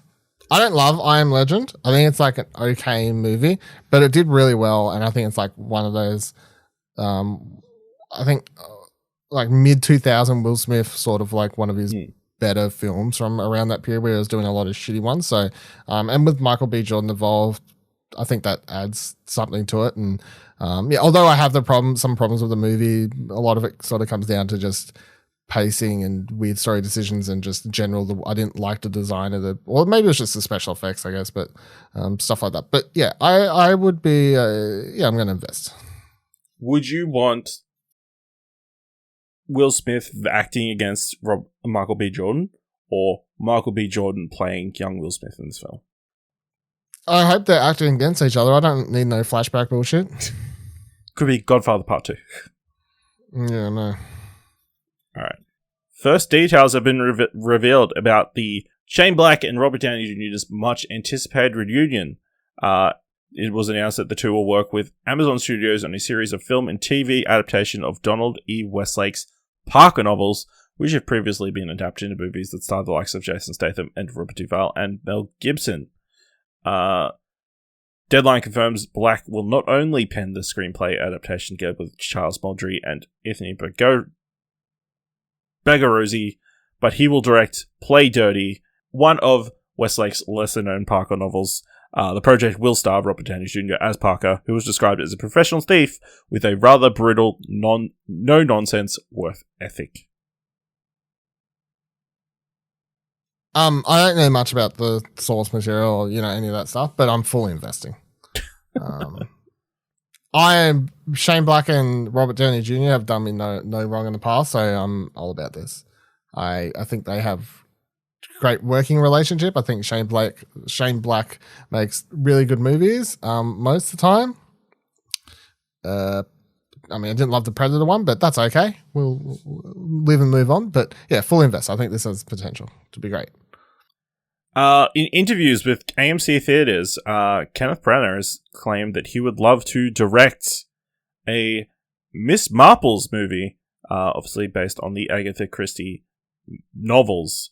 Yeah, I'd love to see Marple in a movie universe. I really would. She's a brilliant detective. I mean, not officially a detective, but she's a brilliant sleuth. As I've been researching Poirot, I've read many of the Marples, and its other quality of being able, because of what people think they know about her, to be a detective. Therefore, you can discover who can be invisible. Dylan, would you want Kenneth Branagh to do Miss Marple and then potentially cross over with Hercule Poirot? I'd burn my money instead. I mean, you know they're already working on the third one. I'd burn what was left, the ashes of that money. Mega producer Jerry Bruckheimer has found his next project, an adaptation of Beyblades as a potential live-action franchise. For those unfamiliar, these started out as toys that were customizable tops that could fight each other in little arenas, becoming quite popular at the time and went on to inspire comics and animated shows. Now, Hasbro, Paramount, and the producers of such hits as Pirates of the Caribbean and Top Gun are attempting to turn that concept into gold. Dylan, Beyblades. Invest. I loved me some Beyblades. And I feel like you could do that semi-seriously, almost. To be honest, I feel like it would make for a better movie than, you know, something that's like Yu-Gi-Oh or whatever, where it's cards. Even though you've got like the CGI, you know, like the cards coming to life on the battlefield or whatever. I feel like there's something about Beyblades that's just maybe more people could understand and get aboard that. You know, it's just like the spin tops and shit. They're just battling out. Like it's like little tops, but they're monster trucks. You know, like there's something about it I feel like could make it a bit more of a success. But yeah, I mean, I had Beyblades. I had the like little battleground thing that you chuck them in and did battle on. So, yeah, invest. Okay. Yeah, I'd be keen to see what they do. I think you're right there because obviously you can tell who's winning, I guess, maybe. I don't know. And it's something you could do. Like it doesn't seem as far fetched as like the card stuff. Like they're spin tops hitting it to each other. You know. Yeah. Like of course they have powers they activate where they like pull down like saw blades and shit like that. But the bare basics and like the ones that you could buy and you did battle with, it was just sort of random. I mean, it's simple. You know, you just redo Real Steel, but with Beyblades. Yeah, but with Beyblades, yeah. Honestly. All right. Yes. All right, next up, a biopic about one of the greatest icons of American cinema is about to be made by the director of Logan. James Mangold, who is currently helming the upcoming Indiana Jones 5, is set to direct a film about the life of iconic filmmaker and comedian Buster Keaton. According to Deadline, Mangold is in conjunction with 20th Century Studios, is developing the project, which is based on the book Buster Keaton Cut to the Chase by Marion Mead. Full invest. Cool. A great director who doesn't miss, and then you've got a fantastic topic for a movie, and I'm a sucker for movies based on actors and directors and, you know, Hollywood and stuff like that. So, yes, I feel like this is all ticking the right boxes. Fully invest. Yeah. It's, yeah. Interesting. In fact, I'll go as far as to say, without knowing anything, this is Academy Award nominated film. Whoa. There. Let me go that far. I feel like all the boxes are ticked there. Yeah, I'm going that far. There's nothing other than a director and a concept, and I'm going Oscar nominated film. Yeah. All right. Steven Spielberg is once again putting his cinematic spin on an existing classic. According to Variety, the legendary filmmaker is developing an original film about the character Frank Bullitt, who was first introduced in the 1968 action classic Bullitt. Spielberg is set to direct the as-yet untitled film, which still needs a script, cast, and distributor. John Singer, who won an Oscar for his screenplay for Spotlight, has been tapped to write the screenplay. This will not be a remake of the Steve McQueen movie, but an original idea involving the same character. I never heard of this. This is so random. Yeah. I don't know, like that's so weird. Hey, yeah, that's a wild thing to just pull out. But yeah, full invest, sure. I mean, it doesn't feel like so. Hold on, they said like it's a new version. It's not like a remake or anything. Yes. Like it's just a all right, yeah, sure. I don't feel like that movie, although it's like well loved by movie fans and I guess more like hardcore sort of action film fans or something like that. It's not like, oh no, you better not touch that or remake. Like it's not in the same grounds as the pop culture fanboy things that are like Ghostbusters or Star Wars. You know what I mean? So I feel like you can do a legacy sequel or whatever you want to call it to that, and it's not going to cause as much upset and stuff. But yeah, I mean, Spielberg filming like a cop. Was he a cop? I think he was a cop. Yeah. Fuck, I've watched it for years. Doing that with some good car chases and shit that obviously that film was known for. So yeah, full invest. Yeah. Evil Dead and Don't Breathe director Fede Alvarez will be directing the latest installment in the greatest horror franchise of all time, with Alien director and legendary filmmaker Ridley Scott producing the next Alien film.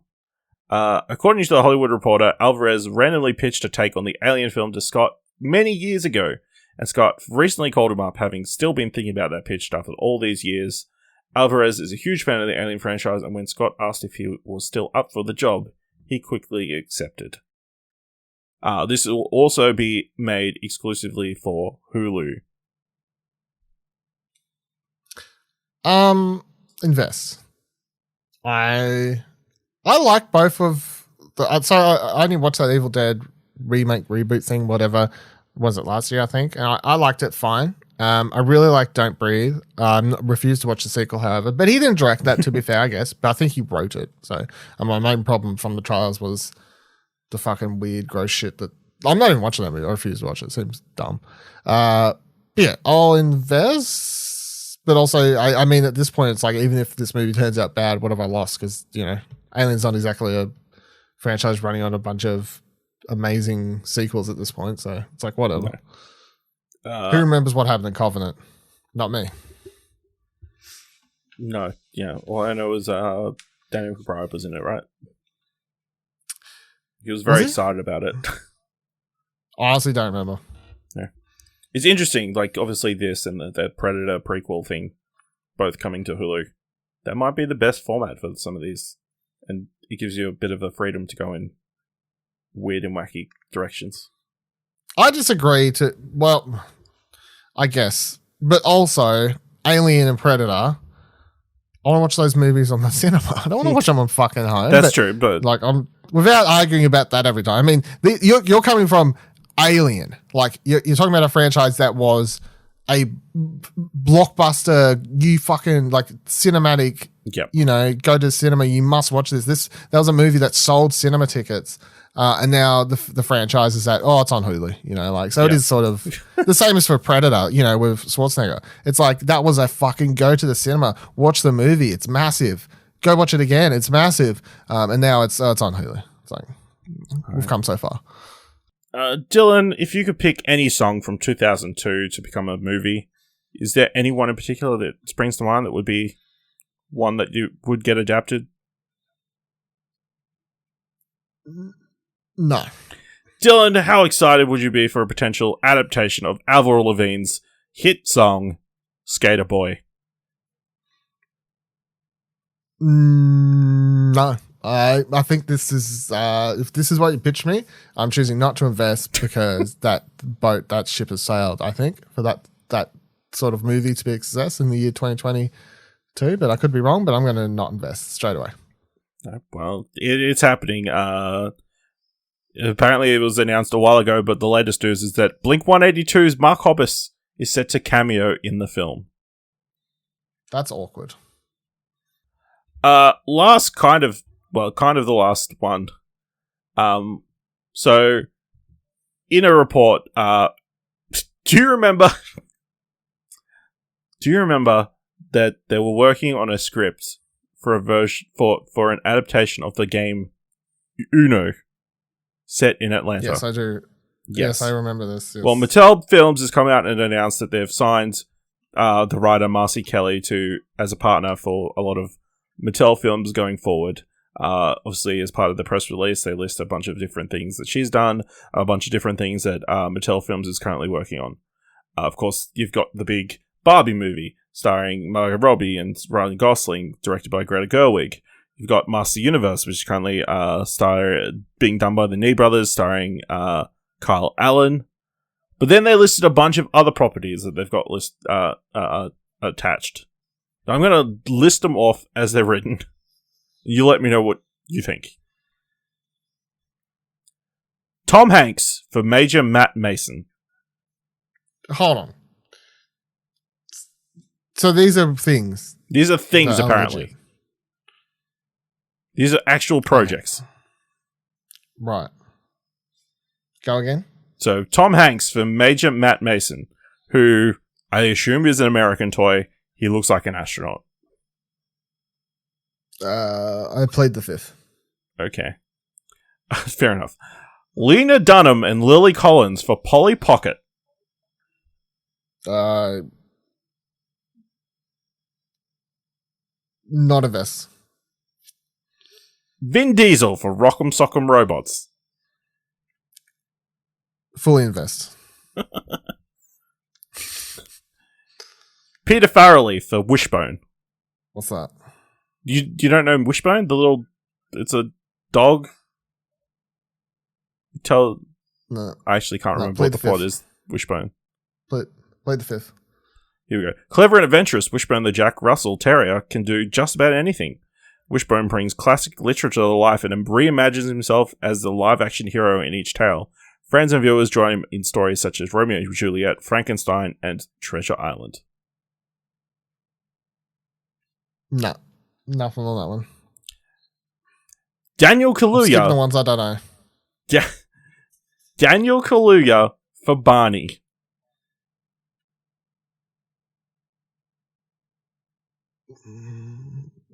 What? Like the dinosaur? Yeah.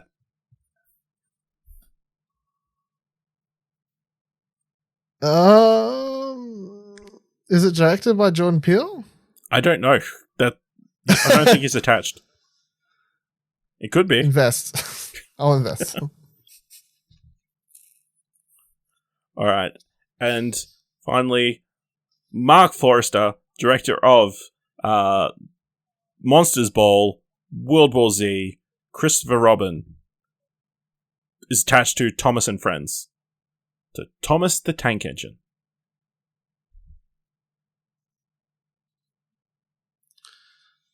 I mean, how do you do a 90-minute movie where the trains just sit there talking to one another? Well, they do it all the time. They pump That's out true. that many Thomas the Tank Engine films. It's crazy. Invest. I'm solely leaning on if you'd asked me about the Barbie movie, I was going to be like years ago, Barbie movie. I'd be like, fuck no.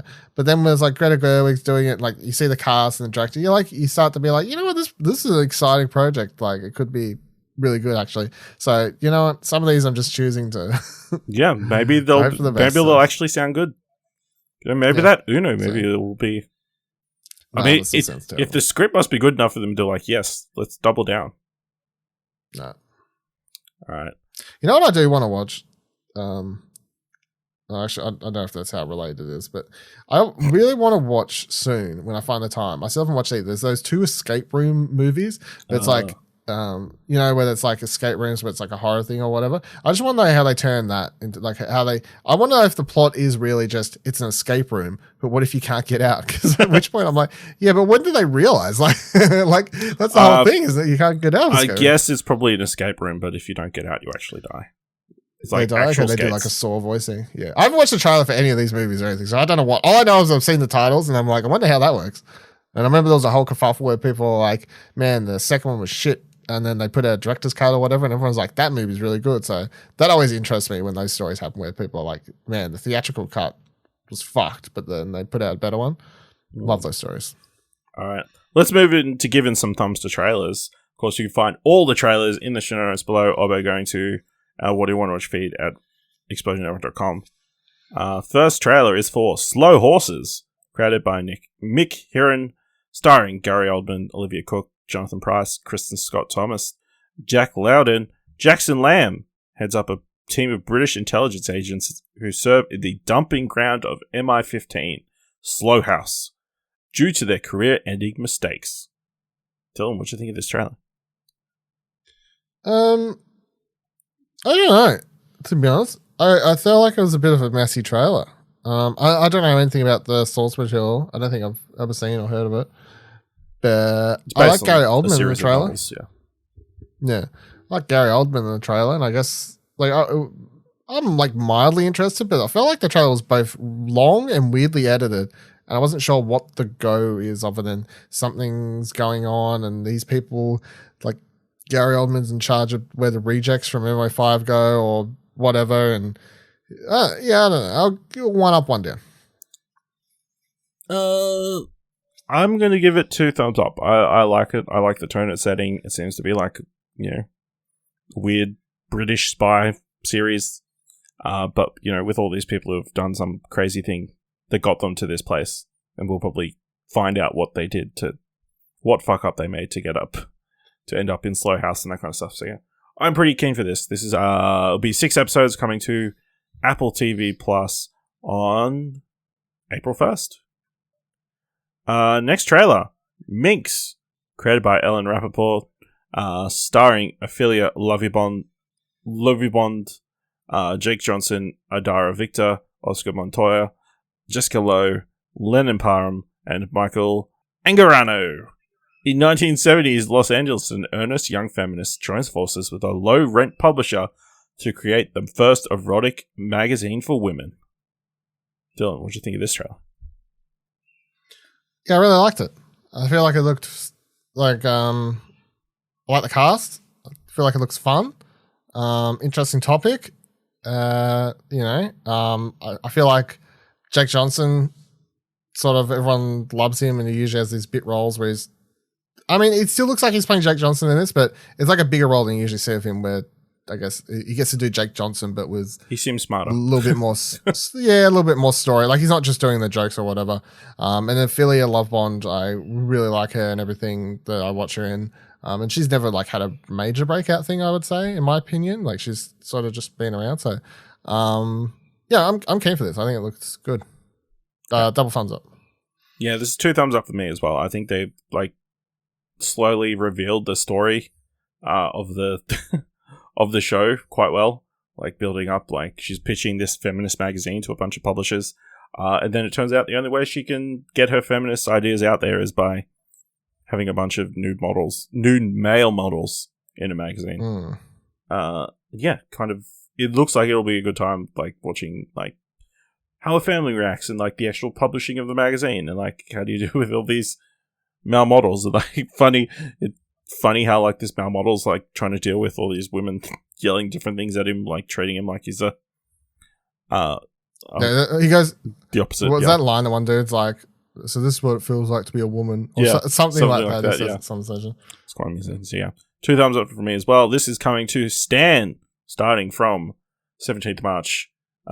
Episodes dropping in time with the US, so that's cool because it is airing in HBO Max in America. Next up is Pachinko, created by Soo-Hugh, starring Konami, Yoon Young-jung, Lee Min-ho, Kim Min-ha, Jin-ha, Suji Arai, Keo Minami, Anna Sawai. The hopes and dreams of 4 generations of Korean immigrant family, beginning with the story of a forbidden romance that leads to a sweeping saga taking place in Korea, Japan, and America. So this is based on a massive novel, massive, critically applauded novel from 2017. Dylan, what do you think of Pachinko? I was very confused by this trailer, I gotta admit. I wasn't sure what the go is. I had to read the description to understand what exactly I'll be watching or what what's happening here. I feel like the trailer was like just showing me a lot of pretty shot things and telling me it's based on a best-selling New York Times best-selling book several times over and expecting me to be wowed off my feet. But I was just like, what's the actual go here? I don't actually understand what the go is. And I had to read the description, but like, it's like generational thing and like takes place in all these different times. And I'm like, okay, that sounds like sort of interesting. But yeah, I didn't like the trailer, so I'm giving the trailer double thumbs down. Although I'm interested by the actual, I'm interested in checking this out. But yeah, the trailer I didn't like. Yeah, I think that's fair. I'll probably give it one up, one down as well. I think, it is it's not a high concept show. So it's like, how do you sell that and get the idea across? That it seems like it'll be taking place at different time periods. Although I think it did a solid job of like telling who the main character, Sunja, played by Academy Award winning actress Jeen-Yuhs in present day, or the most recent period, and then Kim Min-ha plays like the younger version of her. I think it looks pretty. But yeah, I'm keen to check it out.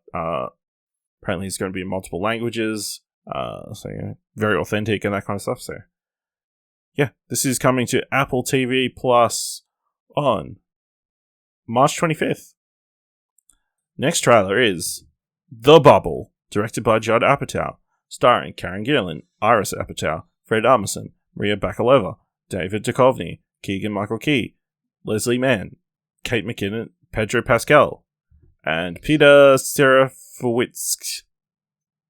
A group of actors and actresses stuck inside a pandemic bubble at a hotel attempts to complete a sequel to an action franchise film about flying dinosaurs. Dylan, how much do you know about Cliff Beasts? About what? Did you see Cliff Beasts? No. So they've been running. All I saw was the trailer for this. I don't know if there was any other. So they would been running trailers or putting out posters for Cliff Beasts 6, which is the movie that they're making in this film. Oh, right. Yeah, I did see someone share a poster. I saw someone share a poster like a couple weeks ago and was like, what the fuck is this shit or whatever? And then maybe I'm just too smart for own good because I just assumed it was some joke. But it is releasing April 1st. So they're releasing the real movie and then this? No, so this is the real movie. That was for promotional. Yeah, that's what I mean. But like, I don't know why. Like, people saw that and were like, "Oh, why were people thinking it's a real movie when it says like it's the sixth movie to a franchise that doesn't exist?" Like, I don't know why people were so. Why wouldn't you just start at number 6? I mean, you started at number 4, so. Well, technically, he didn't. It was just called Star Wars, and he renamed it 4 later. So I mean, yeah. But yeah, sorry to spoil everyone's. Yeah, this looks fucking great. Can't wait for this. Double thumbs up. This is just like, I don't know, like I understand maybe some people are like COVID. I don't like COVID related joke things, and like it's just too on the nose or whatever. But I mean, look, comedy to a degree has always been used, to help with hard times, and this is just a funny look at filming in Hollywood in the last couple of years, and maybe it's even a way for these actors and Apatow as a filmmaker to sort of express this, the frustration with this period that Hollywood's been going through and will continue to sort of work their way out of. So while having some jokes about it, and also jokes about just general filmmaking today, a lot of special effect, green screen bullshit going on in this and whatever else. But I think everyone looks like they're having the time of their life filming this, and it just looks like a good old laugh to me. I think the massive cast of what variety of people that you love from different things. But yeah, I watched the trailer and instantly it's like, yes, please. Can I watch this now? No, fuck. When's it come out? I'd watch this now if I could. You're like, yes, I want to watch this. Double thumbs up. Wow. Yeah, double thumbs up for me as well. I think it's obviously with the marketing beforehand, it's like really well set up. But it's like opens with this, what you think would be the opening to Cliff Beasts or whatever the franchise is. I enjoyed that there's so much built-in history. And yeah, great casts. Looks like it'll be a lot of fun and like kind of like I am a sucker for anything like behind the scenes movies, like movies about making movies and that kind of stuff. I think it's really interesting. So I'm keen for this. So this comes to Netflix April 1st. Not an actual April Fool's joke. It's actually happening. Not a joke. That's a joke. It is funny, but it is coming out April 1st. That's a real thing. Yeah, It is a real thing. Yes. they should have kept up the fake trailers and then just dropped it on April 1st. They really fucked it. I mean, yeah, I think that would have been too far. There would have been backlash. People would have wanted the actual Cliff Beast 6. Maybe. I mean, yeah. Who doesn't want to make a real movie? Who doesn't want to see those people fighting flying dinosaurs? I mean, I can live with that. All right. Final trailer for this week is Bullet Train, directed by David Leitch, starring Brad Pitt, Joey King, Aaron Taylor Johnson, Brian Tyree Henry, Andrew Koji, Hiroyuki Sanada, Michael Shannon, and Benito Bad Bunny Martinez Ocasio. Train killer Ladybug wants to give up his life, but is pulled back in by his handler Maria Beetle in order to collect a briefcase on a bullet train heading from Tokyo to Morioka. Once on board, he and the other competing assassins on board discover that their objectives are all connected. Dylan, what do you think of Bullet Train? It looks really fun. I think Brad Pitt's, I like him in this sort of dopey role, but being he's like, seems out of it, fighting people and being like sort of annoyed by the fact that he has to fight people.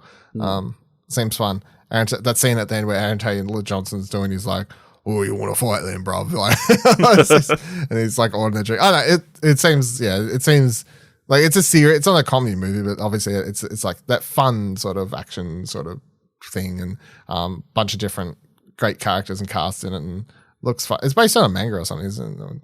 I think. Not sure. I think something like that. I googled it the other day. I think it was like an anime or a manga, or presumably both. I don't know if it was an anime, but based on a novel. Novel, there you go. So, but it is obviously a Japanese novel. Yeah, there you go. But yeah, looks good. Double thumbs up. Yeah, I'll give it a double thumbs up as well. I love the tone. I love, obviously, David Leitch. It seems like, he's got a similar style and like that kind of stuff. I think Brad Pitt looks like he's having a ball. I can't believe Bad Bunny is also in this film. He's massive. Bad Bunny is blowing up. He's in everything. Show up everywhere. Could pop up anywhere. Hit you with a bunny dive. Yeah, I think, Aaron Taylor Johnson. My favorite thing though is like, other than, so he did like Atomic Blonde, right? Yes. David Leitch. And it was like super serious. Yes. And I didn't like that movie very much. And then after that, it's like Deadpool 2, Fast and Furious, Hobbs and Shaw. Now this, it's like, okay, well, I've fallen into the nobody comedy action stuff, rather than he didn't do Nobody, didn't he? That was the other one. No, that was the other one. Nobody's directed by someone else. No, he produced. Sorry, yeah. There you go. Yeah, Nobody's directed by the guy who did Hardcore Henry. By Derek Kolstad. Yeah. Okay. Yeah. It's No. What? Derek Kolstad. Yeah, that's who directed. What? Oh no, he wrote it. Sorry. Yeah, I was like, come So David Leitch and Derek Kolstad, the Matrix stunt guys, one has been directing John Wick. The other one has only done Chad Hobbs and Shaw and Stilisky the director of John Wick? Yes, I mean Chad Stilisky. Yeah. And David Leitch, okay, who were like, so I'm saying David Leitch like was an uncredited co-director on John Wick, but then the two split and they've been doing stuff. So Chad Stilisky's like kept on the serious John Wick stuff, and now I just think it's funny how David Leitch tried to do the serious thing with Atomic Blonde, and now has fallen into action more comedy action stuff. Yeah. Yeah. Okay. Yeah, we got there. Yeah, we did. I'm looking forward to it. I think it's a fun setting as well. And then all trying to murder each other while everybody else is going about their normal business on the train. Wonder what's in the case. Good question. That's so worth everyone fighting over sort of thing. Yeah, I guess we'll find out. All right. That's all the trailers for this week. Let's wrap this week's episode up with our What Do You Want to Watch top 3. Definitely in the top 3. This week, I thought in honor of the Batman and Colin Farrell's unrecognizable performance in that film, we would do top 3 performances in prosthetics or heavy makeup. Dylan, what is your number 3? Number 3 is Charlize Theron in Monster. So this was the first thing I ever saw Charlize Theron in. And my dad pitched it to me at the time. I think it was after she won the Oscar. I was like, oh, you gotta watch this movie. So good. Like, you won't even recognize her. And I was like, I don't even know who she is. I'm sure I'll watch it. She could look like that all the time and I wouldn't know. Yeah. And I've rewatched it since, and it is like crazy to see how. Do you know what this movie? Have you I've seen this, you know what she looks like in the movie, yeah. Yeah. She's like, she's unrecognizable. And it's like, it is use of, there are some small prosthetics, like I think it's like a teeth, maybe a nose, like sort of subtle things, but then it's like heavy makeup and whatever else to get her to that effect. And Charlize put on a bit of weight for the role and all these other sorts of things. But yeah, Monster, in case you don't know, is a true story about, I can't remember the person's name, but it's not really that important because they are a serial killer. But yeah, serial killer, and Charlize does a tremendous job at playing this off-hinged brute of a woman, I guess is the easiest way to describe her. But yeah, it's really good performance from her, award-winning performance from Charlize, and unrecognizable with the slight prosthetics and the makeup that's done. All right. My number 3, tonally very different, and probably will be for the rest of the list. Probably. Eddie Murphy in The Nutty Professor. Yeah, that's up. I love the Nutty Professor movies as a kid, and like I don't think I've realized until much later that Eddie Murphy was all of the clumps. Really? Yeah. I just, it's like, oh, that lady kind of looks weird. That dad kind of looks weird, but I watched these movies when they first came out, so very, very young and like unaware of what happens in movies. So, but yeah, Eddie Murphy obviously playing all those, and it's funny. It's a fun, dumb comedy, and he does pretty good in all the different outfits that he has to put on, playing against himself, I guess, kind of a lot of the time. Or Janet Jackson. I think was Janet Jackson in the first one. I can't remember. I've watched them. It's not important. I don't remember. No. Dylan, what's your number 2? My number 2 is a more recent one, but like when you posed this top 3 in Slack the other day, it came straight to my mind. So I was like, I've got to include it on the list. I want to, and like, there's some of the stuff that came afterwards, but I was like, fuck, if that's the first thing I thought of, maybe it deserves to be on this list. And it's a more recent one. I think that's why it's in my mind. But it is Tilda Swinton in Suspiria. Because as we discussed, they actually hid. So it's for her playing Dr. I had to look up the character's name. Dr. Joseph Kempler in that movie. And spoilers, I guess, slight spoilers for that movie. But yeah, Tilda Swinton plays 2 roles in that movie. She plays both the sort of mother figure, I guess is what you call it. Yeah, for the girls at the dance teacher place. Or whatever. Yeah. The teacher, and then she also plays the she plays 3 characters technically, but I don't know how spoilerific I want to go. But the other main character she plays is this old doctor, psychologist, whatever he actually is, I guess, technically, but some sort of doctor, who's this other sort of really important character in Dakota Johnson's. We're talking about the remake, of course, by the way. Yes. Dakota Johnson's character's life. So Tilda Swinton plays both the important roles for that character, and it's such a really smart movie making thing once you know that, to have Tilda Swinton sort of playing those characters. And the third one I won't spoil because that's also like the 3 sort of main figure point triangle that make up the characters. But yeah, like watching it, I never realized it's her. Apparently no one realized it was her. They didn't talk about it being her. It was they tried to hide it. It's now a known thing, and she sort of talked about it, but it was like a hidden marketing point for a while. But yeah, like the makeup in that and everything, the way she looks as that character in the movie, it is really, I think, one of the best, like sort of, it's because it's both a gender swap plus an age up. You know what I mean? Like, so I feel like it's just like, it's doing it. And Tilda Swinton has a lot of really good prosthetic makeup roles, so it's hard to nearly narrow them down. In fact, I could make a list of just Tilda Swinton roles at this point, and she would sort of get the top 3 on her own. But yeah, that one I think is one of the most memorable ones I've watched in recent memory for sure. So, all right, my number 2 is Ron Perlman in Hellboy. Just the ability to get a performance like the cool gruff guy in all that makeup, all that red paint, and able to deliver a certain amount of humanity. Also doing quips and doing action sequences, I think is super impressive. And obviously, he doesn't really want to do it again, but I would really like him to do it again. Especially if Del Toro was involved. Look, if you like Ron Perlman so much, watch Nightmare Alley when it comes to Disney Plus soon. Probably before. Do you reckon it's before the Academy Awards or after the Academy Awards? Wouldn't surprise me. These days, Disney will put out a press release that's like, "Hey, this film's out Friday." It's out now. So. Yeah, yeah, it's crazy. Dylan, what's your number 1 pick? Number 1, Robert Englund in A Nightmare on Elm Street. So,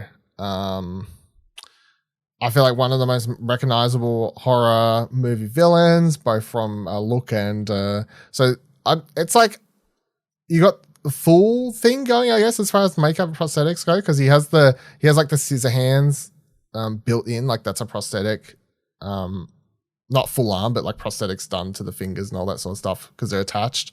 And then you've obviously got the face and the makeup effects because he's burnt and all that sort of stuff. So as far as most recognizable horror villains, Freddy Krueger is definitely one of.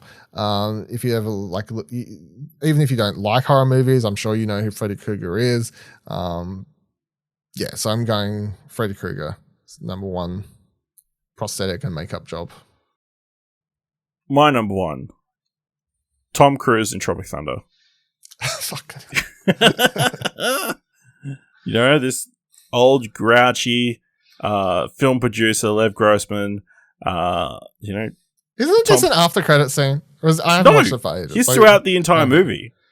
I can't even remember. He's like a big surprise. He is pretty unrecognizable, but kind of recognizable.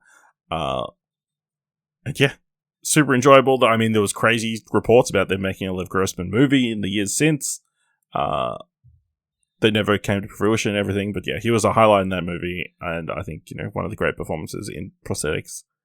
Even just obviously other actors winning Academy Awards. You don't want to pick Robert Downey Jr.'s role from that movie as your favorite prosthetic and makeup job.